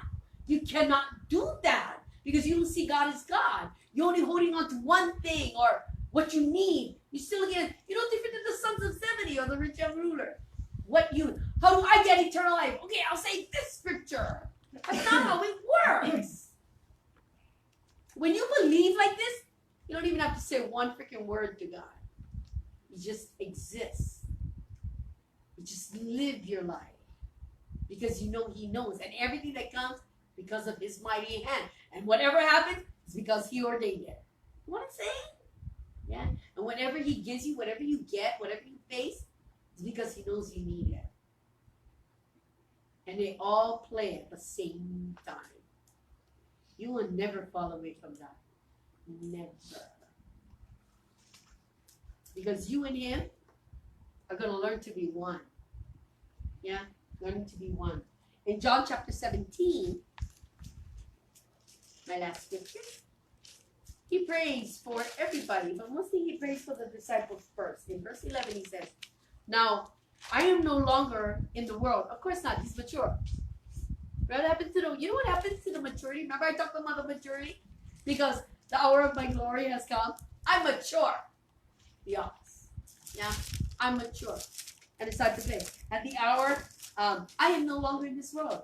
Because once you walk in this world has no power. You are not even a part of it anymore, even though you live in it. Because it has nothing on you. Because it has nothing on the God that exists in you and through you and around you and for you. Nothing. You're not even part of this world. Am I making sense? That's right, people. Grasp that, you know. Open up your understanding. Don't limit it. Yeah, see it for what it is. I am no longer of this world, Jesus said. Jesus wouldn't be saying these things. He's not saying it to glorify himself. He's saying it to tell us to look example, because you're supposed to be like this too. You understand that? He's just not saying that because he's glorifying himself. He wasn't that way. Everything he said was to strengthen us so that we could learn and believe. So when he says, I'm no longer of this world, he's telling us we can live and be nothing a part of it because nothing has a hold or power. Nothing controls. You do. Because you exist with God. You are in control. You are. You determine your own sicknesses. You determine your own weaknesses. You determine your own stupidness. You determine all of that. Not God. You do. By the things that you believe and the things that you trust in. You understand that? So if it's not him, yeah, all that stupidness, blindness, all of that comes into play. Because you couldn't believe. You couldn't trust. Get it? Yeah. So you exist in the world. But Jesus says, I'm no longer of this world. I'm not even a part of it. This world has no hold on me. In other words. But these are in the world, the disciples. Yeah? His disciples, they're still part of the world. Because what? Because fear and doubt is still there. Yeah? They can still be controlled by that fear and that doubt. So they're still a part of that world. Jesus is not afraid. He doesn't doubt what he's doing is the right or wrong thing. He knows it's the right thing. He's going to live by it and he's going to die by that truth. He believes it. He trusts in God completely. He's mature. He comprehends it. He knows it. So he's not a part of this world because the world cannot comprehend like that. It cannot embrace the true I am. You know what I mean? Because our minds cannot fathom it. We're trying to grasp it through human nature. It's not human nature that grasps it. Yeah, it is not. It is something you become. It is not something you strive to learn. You know? It's something you live, embrace, and you will die by. It is a truth that is and exists like the God that you say you praise. You know what I mean? This is the I am you're talking about. You will not be a part of this world because you don't think like them, you don't act like them, you're not controlled by them. None of this world has power upon someone who walks in the I am. I'm no longer of this world, but these, my disciples, they still control. Because they can get all scared, they're going to scatter, they're going to run away, they're going to deny me, because they're still part of the world. Yeah, that's what he's saying. Yeah? They're part of the world. And I come to you, Holy Father, because he's praying. Keep through your name those who you gave to me, that they may be one as we are one. He's asking God to help them through until they can come to the revelation. Because it is going to come, and he knows this. It is going to come like he told Peter. Satan has asked for you. And when you return, so you're going to fail, you're going to run. The world's going to kick in, you're going to hide. But you will find your strength and you will come back. And when you do, he will know you. He will come back complete. Right now, they're broken. They're hard. They don't comprehend. And a lot of times, this is why a lot of things you go through, you just don't comprehend. You know what I'm saying? You just don't get it. And I can repeat myself that I blew in the face, and you're not going to get it until you get it. Until you're mature enough to embrace it and see what it is. Then you'll understand what I'm saying. You know what I'm saying? That's what God does. It takes time. But don't worry. Like the ox, he's steady. He keeps going, suffers long, but he's on a path and a journey to help you. Because he cannot deny himself because he loves you. And he cannot deny his love. He is all good. He cannot deny his own love for you. In chapter 17, same chapter, in 20 and 21, look what he says when he prays for all the believers. He said, I do not pray for these alone, meaning his disciples, but also for those who will believe in me through their words, because he knows they will find their way. Yeah, through their words. That they may be one, as you, Father, are in me and I in you. That they may also be one in us. That the world may believe that you sent me. Stop. I love that one. He knew one day we would be sitting together. He knew that he was going to be teaching this one day. And he knew I was going to be the vessel that he was going to teach it through. He knew that I understood this. He taught me. He knows how I walk. He knows what I believe. He knows, and he continues to teach me. So when he told me to do this, it wasn't a burden. It was pulling on everything he taught me. The problem was simplifying it. Because in me, I wanted you guys to get it. I wanted you guys to understand something. But God discerns. He knew better. He knew what you guys could receive. I don't know what you guys can receive, but he does. And he gives it to you according to what you are, what you have. And he has given you everything, but he knows you will only pick up what you can relate to. But in time, just like with the disciples, when you return, when you've come to yourself, when you finally mature, you too will be one with him. The I am is about the fullness of God existing in and through your life. It's about you overcoming a world and not giving it any power, not giving it a voice, yeah, but giving God your life, your soul, your body, whatever this world that is you, it belongs to God. And you're not afraid of it, yeah? Because if we continue the way, we're just empty. We say we love God, but we can't really fulfill it. In 1 Corinthians chapter 13, it's the greatest gift, yeah? But look what he says. Look what he says about it. He says, Paul talks to Corinthians, says, though I speak with the tongue of men and angels, but have not love, I have become a sounding brass and a clanging cymbal. Now let's stop. When he talks about have not love, he's not talking about having love for you. He's talking about having love for God. So I don't have that love for God and from God and God's love through me. Everything I say is just me. He goes on to say, and though I have the gift of prophecy and understand all the mysteries and all knowledge, and though I have all faith, so that I could remove mountains, but have not love, I am nothing. If I don't comprehend God, live in God, and let God live through me, because I don't believe, everything I say is for nothing. It's empty and it's hollow. Yeah? And though I bestow all my goods to feed the poor, and though I give my body to be burned, but have not love, it profits me nothing. Isn't that interesting? Because he brings in all the omnis. He brings in the good, he brings in the faith, he brings in the understanding, the prophecies, right? The tongues of angels. He brought in all the omnis, man. And if you don't understand all this, but know not love, know not that this is God's love for you, and when you walk in it, it's your love for him. Know not love, you are empty. Even though you understand this. You understand? Because love suffers long and is kind. So now Paul talks about God's love for us. Love suffers long and is kind. Love does not envy. Yeah, love does not parade itself and is not puffed up. Does not behave rudely. Does not seek its own. Does not provoke. Thinks no evil. Does not rejoice in iniquity, but rejoices in the truth. Bears all things. Believes all things. Hopes all things. Endures all things. Love never fails. I like that because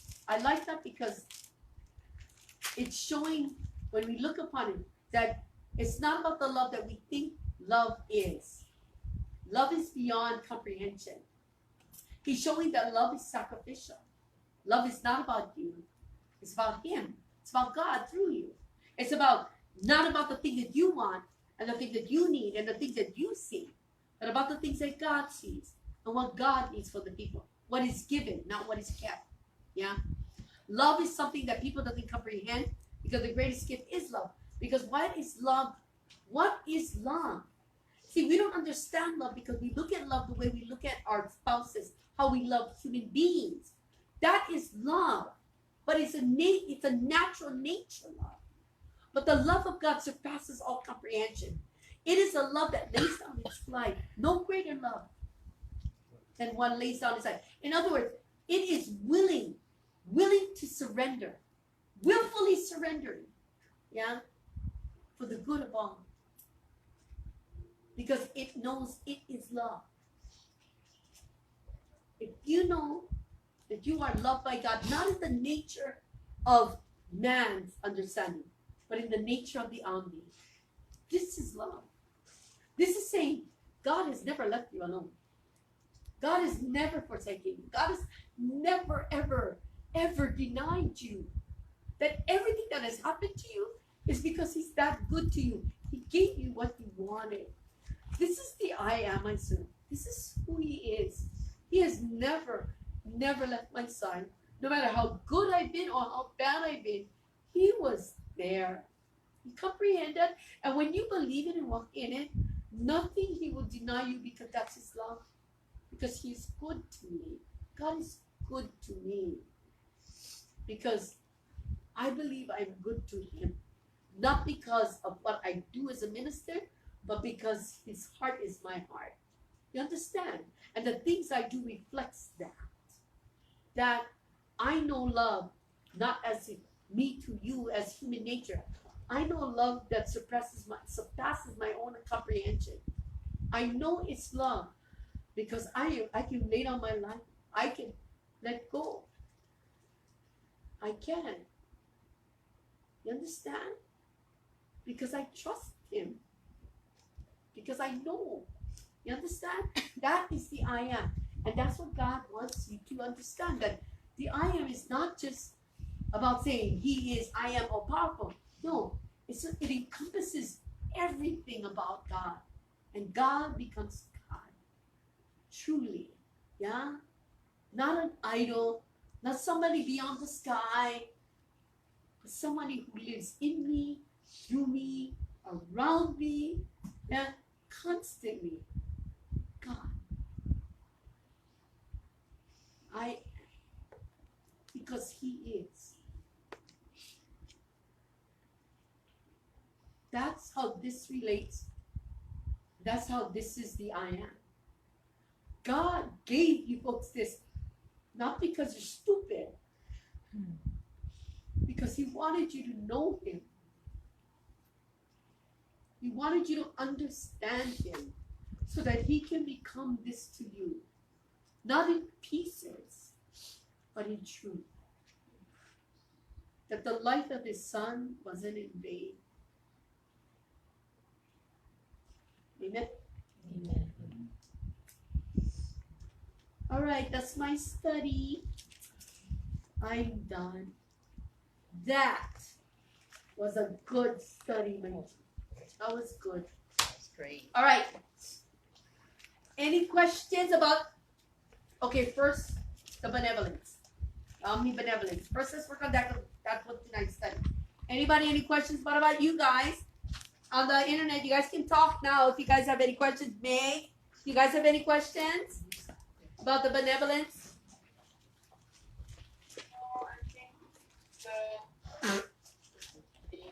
Huh? You okay? You guys good? Is that all right, Peter? Good. Sandra, do you have any questions?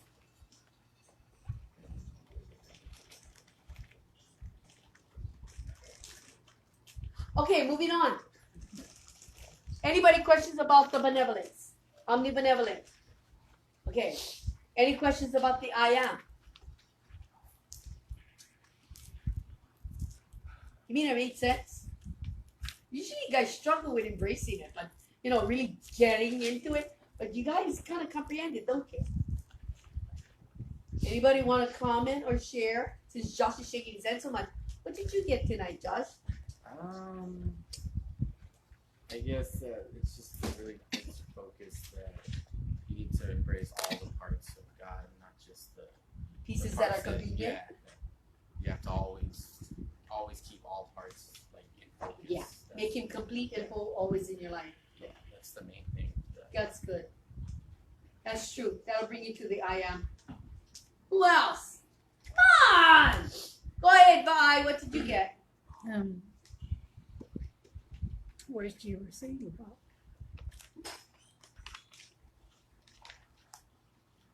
you said it was hard. The last one is hard because we always see ourselves in need, and that's why we can't.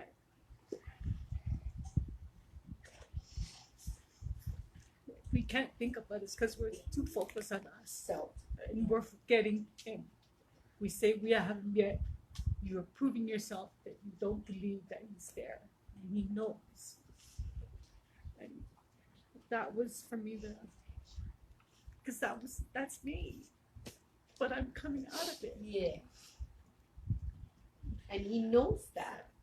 And sometimes studies like this gives you that little extra oomph to keep going. You know what I mean? He knows. Remember, he's steady. He's ready. You know what I mean? And he'll go at your pace. He doesn't force anybody to go any quicker or any faster. God's not forcing us into his, even though you wish you guys were like, come on. But ox. He will keep plowing forward and suffer long until you're ready. He cannot force himself upon us.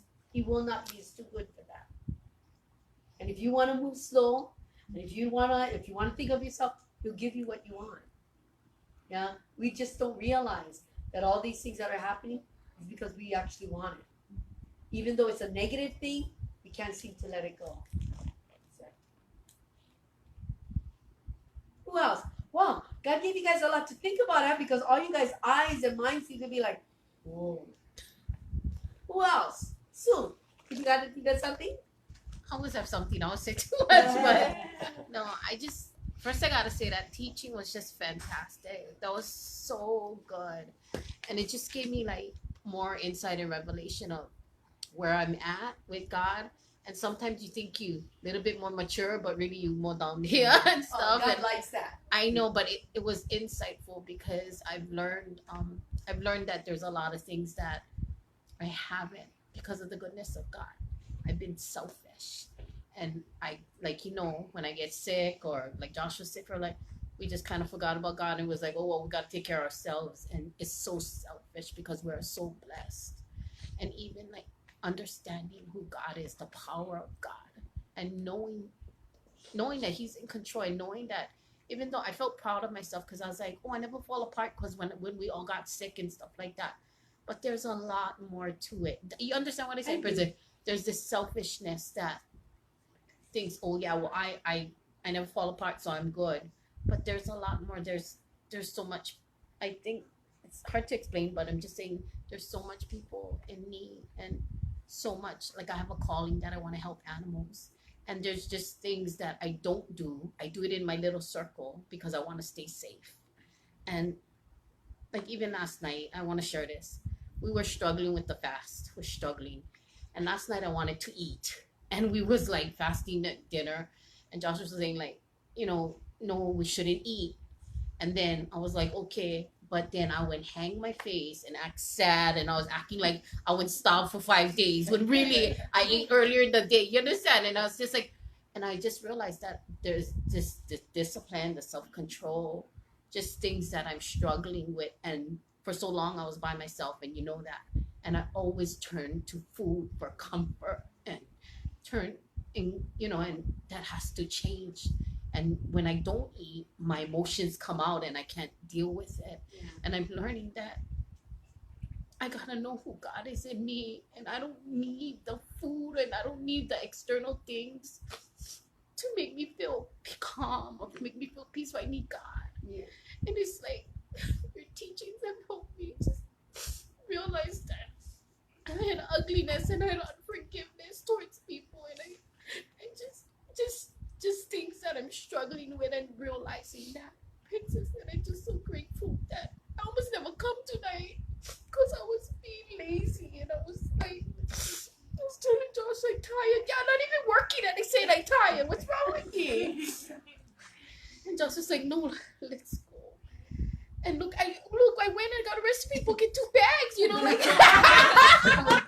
See, I mean, blessed double with this teaching, and you gave me a recipe book, and I was just like, God, you're so good. And I guess what I'm trying to say, long story short, as old people say when you talk too long, but there's a lot of maturity, there's a lot of growth that I need to understand, and God is showing me where I'm at, and that I need to know who He is. I'm standing, but I need to know who He truly is and have that love. And when I have that love, not be selfish with that love and help other people and think of other people and not always make it about myself. And if I ramble and if I'm not making sense, I hope you understand. I know you understand. I don't know if anybody else does, but I mean, maturity will come and helping others will come because you've matured. That was the whole thing. You don't even know you're doing it; it'll become natural. Yeah, so you don't have to help others through maturity.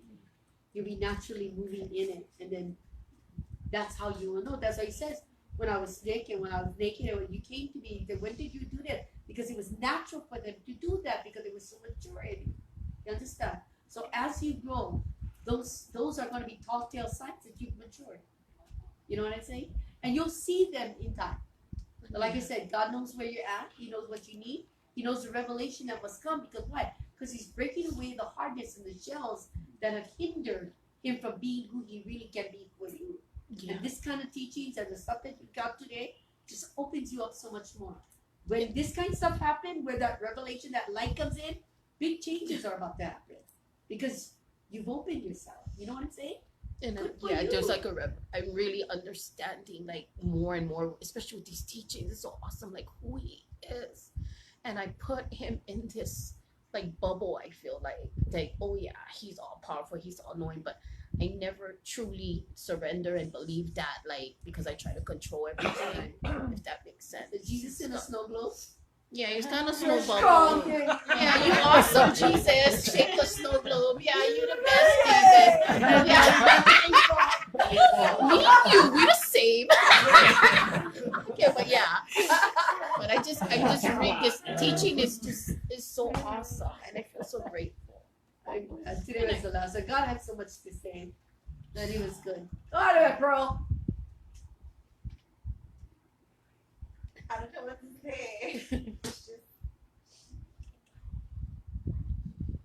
Good. I'm glad. yeah. That's good. This study, it touched me.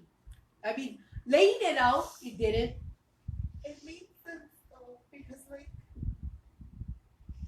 while you were talking, it's like you were showing me stuff along the way that he's been giving along the way, but I haven't been paying attention. And now that I look at it, I'm like, oh my god, like back then you were saying stuff, and only now it's filling in. Like, you know what I mean? Like I get it. You're getting it. I'm getting it. Yeah, I don't get it, but you know, so much to learn. And it will come, like I said, when you guys open. That opening is about surrender. When opening is about maturity. It doesn't come because you understand more. Yeah. The life is going to reflect, like I said, you'll naturally do it. Because the life will reflect what you have learned and what you have gained. It's not something you do to show you gained it Right. and you understand it. It's something that naturally happens. That's how you will know. All of a sudden you'll be like feeding the homeless and you know what I mean, and giving stuff away, and you didn't realize you did that because it was natural to do it. You know what I mean? Instinctual. Because discernment. God saying need. They need help. Open up. Give. Let go. Yeah. Good. Even I know Sunday's sermon was just, oh my god. Did it make sense? It did. I know. I wasn't sure if I got my point across what I was trying to say. Well, for me, I took it. I was at the edge. Like, you know what I mean? And I don't know. Just in myself, I just didn't want to. I just wanted to, you know, like. And yesterday was like. Well, in fact, it was only today. Hello, today's Yeah. Monday. It is Monday. It was only yesterday. No, but like, you know. But doesn't just it feel like it was a one long time ago? Yeah. It really does. But it's like during that time, it's like you see the little things. Like, you know, sometimes he's talking in little ways, and then it's like even those things. If you don't move, like in the now, you deny him. And I just, oh my god, I could feel it. I was like, oh, I was like, but learn from it. Yeah. Next time, you know, it's kind of like that. Become but sensitive to it. it's Yeah. so little, like it's so small. We think it's so small, but it's not to him. It's not. Because of purpose. You're talking Yeah. about purpose. Everything is purpose. You know, and that's the funny part. We measure thing as a small thing, and to him, it's everything is equal to him. So whether he moves in a big way, the action is big, or the action is small, it's consistent to God. God is this. Because that We purpose look at it like that. dictates Yeah. what he has. The turning of planned. events. Yeah, what Exactly. he's bringing to Exactly. come, you know, and if we don't, it's not gonna, you know what I mean? I do. Yeah, I was just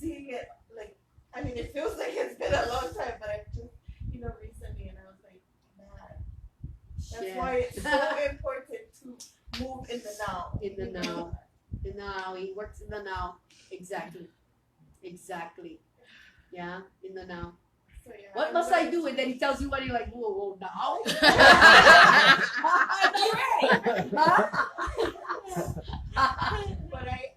but you just feel like you have to be because I don't know, after you saying like his love towards us, I just started breaking down yesterday when you were talking about his love towards us. I was like, oh my God, like, and it's like me trying to fulfill that love back to him, for all that time. That's what we should be celebrating. Come Easter, we shouldn't be celebrating a death. In fact, somewhere in the Bible talks about that. I think in Revelation somewhere, how when the witnesses died, you know what they did? They danced and they celebrated because they died. And isn't that what we do at Easter? We celebrate the death, and then when he rises, they're in shock. That's what we're doing at Easter. We're celebrating the death of Christ. We say it's the resurrection, but it's really the death. Because if it was truly the resurrection, we'll be reflecting if we're living that life. But we're not. And we're glorifying the dead. That's not what he wants. Because he's a servant. Doesn't we be glorified for what he did? He wants to be glorified for what becomes of us because of what he did. That's what Easter is about. I know, I knew your message would be good because my leg kept twitching. Ah. My leg kept shaking. That's Junior good. went up, Jen went up, and my leg was shaking. I was like, oh, Beth, get something good to talk about. I can't feel it. I'm like, I'm glad. I was wondering if I got my message across because I felt long-winded for some reason. I was freaking tired after that. But anyway, all good. I'm glad you guys got it. All right, Miss Jennifer, what you got? Oh, even for me, Sunday was good because I was sitting there. I just felt like when he was sharing the message, it felt like a breaking. Like I even felt one part like how you just guys how like woo woo woo. And so I was like get a grip, but I couldn't have it. I mean, but it was just so good. Like, but just it's because of the study, and what God has been given to us, and but tonight. For me, it felt like it completed, like the completion of what Jesus did for the Father for like wow, and it also showed me like how I've been walking, but how it can be good now. Yeah. Like if I take it and continue, then I can be part of this union. With the Lord and the Father, and even the part about the generosity part, like. We see that we think that we're doing for others, but yet there's that little darkness in there, and I realized that tonight that how Jesus gave all. Yeah. How he gave it not because, but he gave it for that they may find,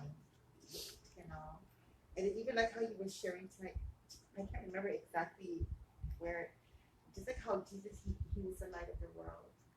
Because he was so bright, the light of the world, that he came that we could see our darkness, that we can have hope in that light, so change can come. We can stand on the hill, right? We can stand on the Not hill. hide on the baskets, right? Yes, That's right. and I realized that, and it's like even having a generosity spirit. It's like if we can walk in that light, we can help others. That we don't judge them. Yeah. But that they may find their way to it. That we find our way, and in that. It's helping you with, Helping others is an outcome of this. Yeah. Helping others shows that there is no judgment. Yeah. And I think sometimes we associate doing good with taking judgment away, but we don't. The nature changes. Yeah. And by doing good, there is no judgment. It has been taken away. Yeah. I mean, he said, but I think people try to do things based on what they think. Do not judge. Do not do that. And think of it. Yes. But And it that is becomes, wrong. you become dead. Yeah. Because you become, it's like, God's presence is working at the same time, the knowing, and can stand in his strength, and the same time you can let go that they may find. That's right. And I don't force or control what I think. Yeah. I can walk, if I walk like that, they can find God. They And will. Christ did for every person. We have to let them find their way, Yeah. but we also have to be the vessel that if God uses us Yes. to give them a direction. Yes. And then like After that, it's in their hands. yes. And even in generosity, whatever, like I learned here, sometimes you gotta say the hard things, but God God not saying it hard, like you say, you need correction. It'll hard, come. so he come. Yeah. Or to comfort. Or Yeah. whatever it is. It has to be said. Say what God says. No. And we got to put our own fears and doubts aside. So when I correct you folks, I cannot doubt what's coming out of me. Yeah. I believe it. I have to speak it. I have to stand in it. Yeah, because I believe it. I feel it. You know, God is saying this to me. You know, for me, I can hear it. I can feel it. You know, it's like His emotions become my emotions, and I can't control. Yeah. You know, and I trust it. I trust it completely. And so even if there's a struggle in me, a lot of times the struggle is when to speak and how to speak it, right? But I cannot consider the people I'm talking to. If once I consider, then my judgment comes into play. Yeah, the judgment comes into play because I take the person in front of me that they can only handle. No, if God says speak, that means God knows they can handle. Yeah. You see how I see things in Yeah. God? I know they can handle it because God said say this to them. That means He knows they can handle it or they need it. So why am I judging them? Yeah. Yeah, kind of like that. And that's how they will learn to go. Just like your friend Shay. Yeah. Yeah. I know people always talking to her, telling her, but they misguide her, mislead her, and they give her watered down stuff. Like she said, I just freaking. Yeah, you did. And she said she felt it, but she knew it was true. But I it wasn't helped, saying bullshit. I wasn't just. but it helped her to just her delusion stop. Yeah, there you go. And that's what it did for her that day. Good. But God wants that kind of stuff gone. Yeah. Yeah. Very good. That's why we got to walk in this so we can do the work. It's the harder work, the work that nobody else wants to do. Everybody wants to be pacified and given stuff. That's not how God works. We have to earn our place and earn our kingdom, right? We have to walk daily in this. Because when you lay down your life, you don't pick it up every other day. Once it's dead, it's dead. Because it's growing to something new, better. You know what I mean? Yeah, very good. Jordan, what did you get tonight? I like how you're talking about Jesus and the maturity. That one spoke a lot to me because that's, if you're immature, then you could never glorify God. Yeah. Because he came to that point where he was ready. It was his time. Like he even said in scriptures before, like now it's not the hour yet. It wasn't time yet, but he at that point when he said it, it's like he knew this was it. I'm about to glorify God, and he took it with all his heart, and he did it and completed it, and it was perfect. Exactly. And with us, we fall imperfect because we are immature. We want that, and that's why we beat ourselves. Yeah, that's why we beat ourselves up about it. And we're just like, oh, but I did that for you. Oh, but now I feel like this. But really, he's just like, but you were just a child. You weren't. You didn't.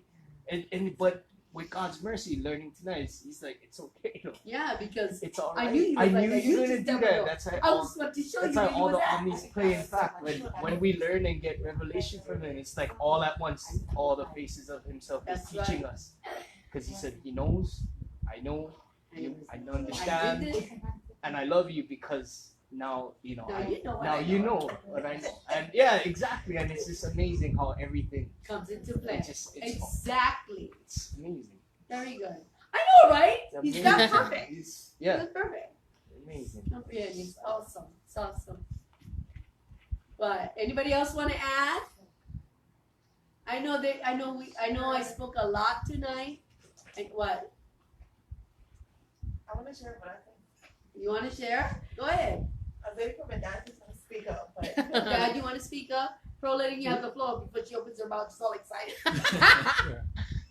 Well, things are happening within the house, yeah. And one of Rose's family member, the daughter has a baby that got injured, fractured arm. So CPS took them away, and they was going through things, and then they remembered that Rose was her and I were taking foster kids and stuff. So they called up and tried to have the baby placed in our home. And how God works is unreal because it happened, okay? They brought the baby and stuff like that. But he's just working through them, through the people, and then through my wife, who also kind of get carried away in her things that she's doing. Right. But by God doing this, He had touched a lot of lives within the mother itself. That what she's going through, that she needs, she's a young mother, and what she's facing. Um, there's a purpose that God is doing it. So what it is just coming into our home with this child and bringing back things that to where my wife has doing things like she goes to bingo and stuff like that. So she's kind of was getting carried away. Right. So God is like Settling my her heart. down. Yeah, like my heart was like, and He knows what my heart, how I feel about it. And I've been telling her, but God has a way to work, and He did. And now she's stuck with this baby, Yeah. and she's home. And I was talking to the baby. I said, "Thank you, God. Look at you. You came into my life, and you just made things turn around." And now, look at my wife. She's stuck home now. She gotta stay home. She gotta care for you and all this. So, thank you, Lord. You answered my prayer. And for the mother, Pearl was sharing with her that she needs to go through this. Be honest in what she's, whatever she has to go through the school to teach her about how to raise a child. She's a young mother. So all the way around, God has His hand in it. And His love, how you talk about His love, that He gives to others. We don't even know it. It looks like tragedy in our eyes and stuff like, oh, something happened and it's bad, but it's not. It's God's hand and what He's doing. And now the child is in our care, and I'm glad because He's showing me a lot of things about me too. Yeah. About accepting. The family are grateful that they're with us and stuff like, but only God can do something like that. Right. Put it in that perspective, Right. and I'm just seeing His hand in other people's lives also, because He loves them also. That's right. That's right. And He knows what they need. They may not like what they got to go through, like this young woman and then CPS coming in. Yeah. But He knows it's necessary because all the way around there's ignorance and blindness. Yeah. And that has to change. If it doesn't change, then worse things will befall. Yeah. You know what I'm saying? People don't realize that. Then they ask me, pray for me, CPS, and pray for me. No. Wise up and face the fact that you're immature and you need to grow up and this has to happen. You're right. They gotta face the truth. And People a lot don't of like things to too. face the They're Jehovah Witness, yeah. So more so talking to them and stuff like that. It's like they're grateful and stuff, but they haven't seen God's hand. Even though they talk about God and they know God, but they haven't They've really never experienced God's experienced that. The benevolence of God. Yeah, Oh, the benevolence. yeah, they haven't experienced God yet. Then you better say, your baby with us, right? Yeah. The benevolence, man. You love His mercy and graces upon you. This is His hand. See, people don't see that kind of stuff. I see everything like that. You know what I mean? Because I told the mother, I said, God had put him in good hands. Yeah. He's here with us, so Lucky. and she's grateful, Yeah. But just seeing, like Paul was saying, the benevolence of God's love. So, and just Hopefully one day they come to the fullness, right? Yes. Like everybody else. Very good. Anybody else back there want to talk? You guys good? Folks, I know that was a lot to take in. Oh, Lisa wanted to say something? No, it's just fun. What? Oh, Mercy, I just pointed at you. I never before call you out. No, but she always shares something good, so I just saw her and I was all like, Lisa. All right, Lisa, go ahead because you got called out. Oh, God's will, people. Speak up. Well, nothing. That means you got something. What? No, I was just thinking that I'm writing all this down, and it's not that. I know this is gonna sound weird, but it's not that. I Oh, don't weird want- already. No, it's not that I don't want all this information, but it's like, and it's gonna sound selfish, but I want to know God. Like, I want to know Him. and not what I'm writing down, but Right. I wanted to come second nature. I wanted to become real. Right. You know what I mean? And I do. not something that I'm learning, but something that like I'm understanding. Right. You know, like that. I do. And I want it to come from here.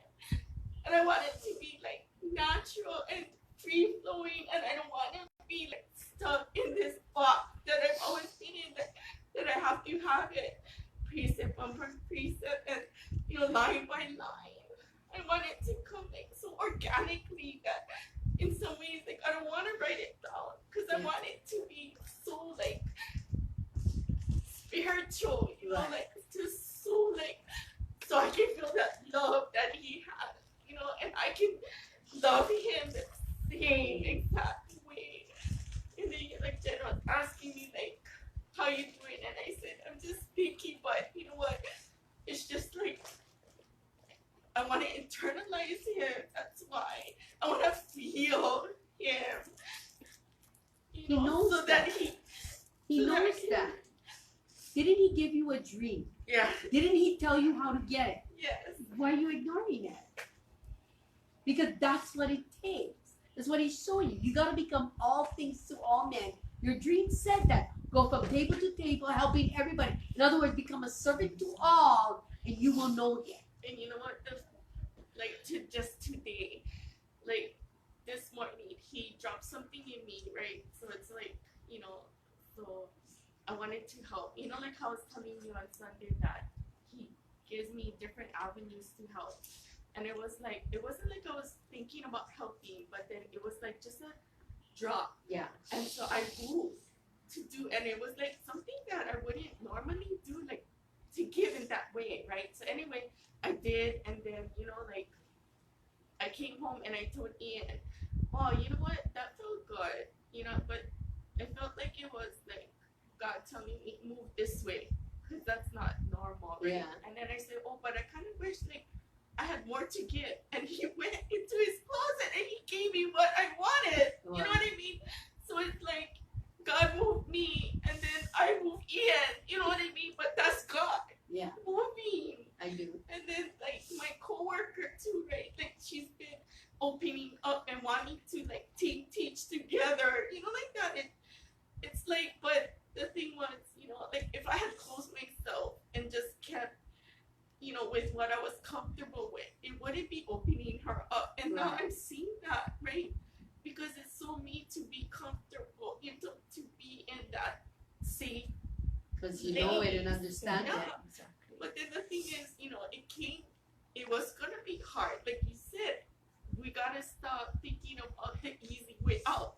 Because it would have been so easy for me to just say, no, I don't wanna do it. Right. But you know what? He kept at me, like, and I said, okay, you know what? Okay, let's do this. I mean, like, you know what I mean? It was just something I knew I had to do. I don't know, Right. just knowing, Yeah. just the knowing. And like even Cheryl was asking me, how do you know things? I said because sometimes I just know. Yeah. Sometimes he says my name out loud. Sometimes he does something, but other times I just know. Yeah. So then I try to move in that, right? But it's just seeing others moves me, Yeah. like that. That's good. That's the beginning of everything. Everything else comes in time. You expect something, you want something now. You're not going to get it now because you see what must be done in order to receive it. But you're learning in increments.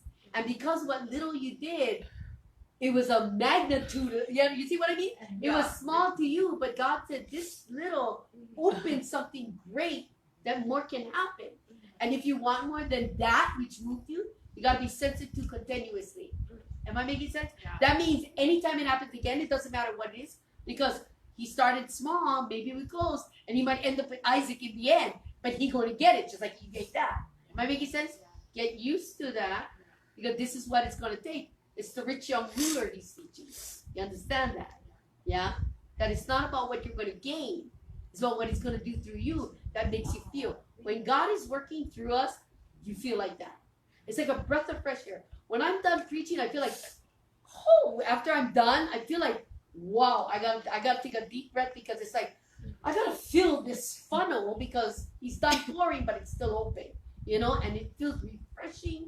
And it feels, it's like that does something to me. It stirs me. It makes me more. It keeps me thinking. It keeps me feeling all at once. Yeah.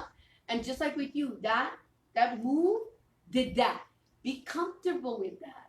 When you become comfortable with that, everything else starts coming into play.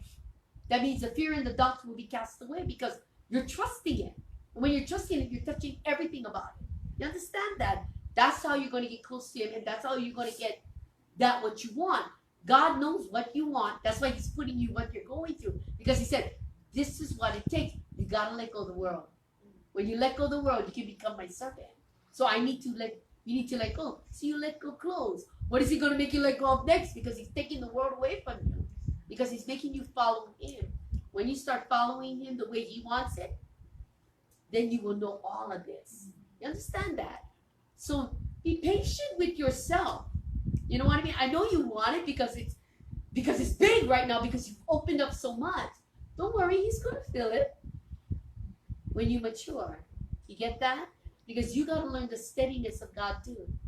Yeah, you gotta learn that. Don't be anxious because anxious will make you blind. Then you start doing any kind of stuff thinking it's all God, and then I'm gonna tell you that was wrong with you. Then you're gonna be like, what? I was like, girl, you know, it's kind of like because you become blind. You don't want to be blind. You want to be steady, and you catch it all. You watch. So this is the beginning of something wonderful. He's answering your prayers. So don't be afraid of what the next thing is because it's might not be about giving something away. It might be about taking something. It might be about receiving because God teaches us to be good givers and good receivers. Equal. Yeah. It's not about judgment. And sometimes we have to learn both sides of the coins of everything. Good, bad, dark, light. Giving, receiving, we have to learn it all. Ugly, beautiful, we have to learn every area, every section to know him. Even so you know that one women's ministry I was talking about my mom and how I was getting short with her. Yeah. So anyway, you know, we went out to lunch and stuff, and it was just letting her just, you know, Pour. and whatever. So lately, when she's been calling, and she's calmer. Good. Like she's like, because she knows there's no judgment. I mean, Yeah, just, there's no judgment. if you need just Did we talk about this? yeah, this is like one women's ministry. Oh. We're talking, Did sharing. I tell you to talk to her? Yeah. I'm trying to remember. Yes. So it's like it's in a fog. And then Courtney was kind of going through a similar with her mom. That's why. And then she texted me and asked, so what happened, you know, and stuff. But I just want my mom to read an outlet. Everybody She does. Yeah. So now she's not As antsy. agitated. And when they know that there's somebody they can call that will not judge them, Yeah.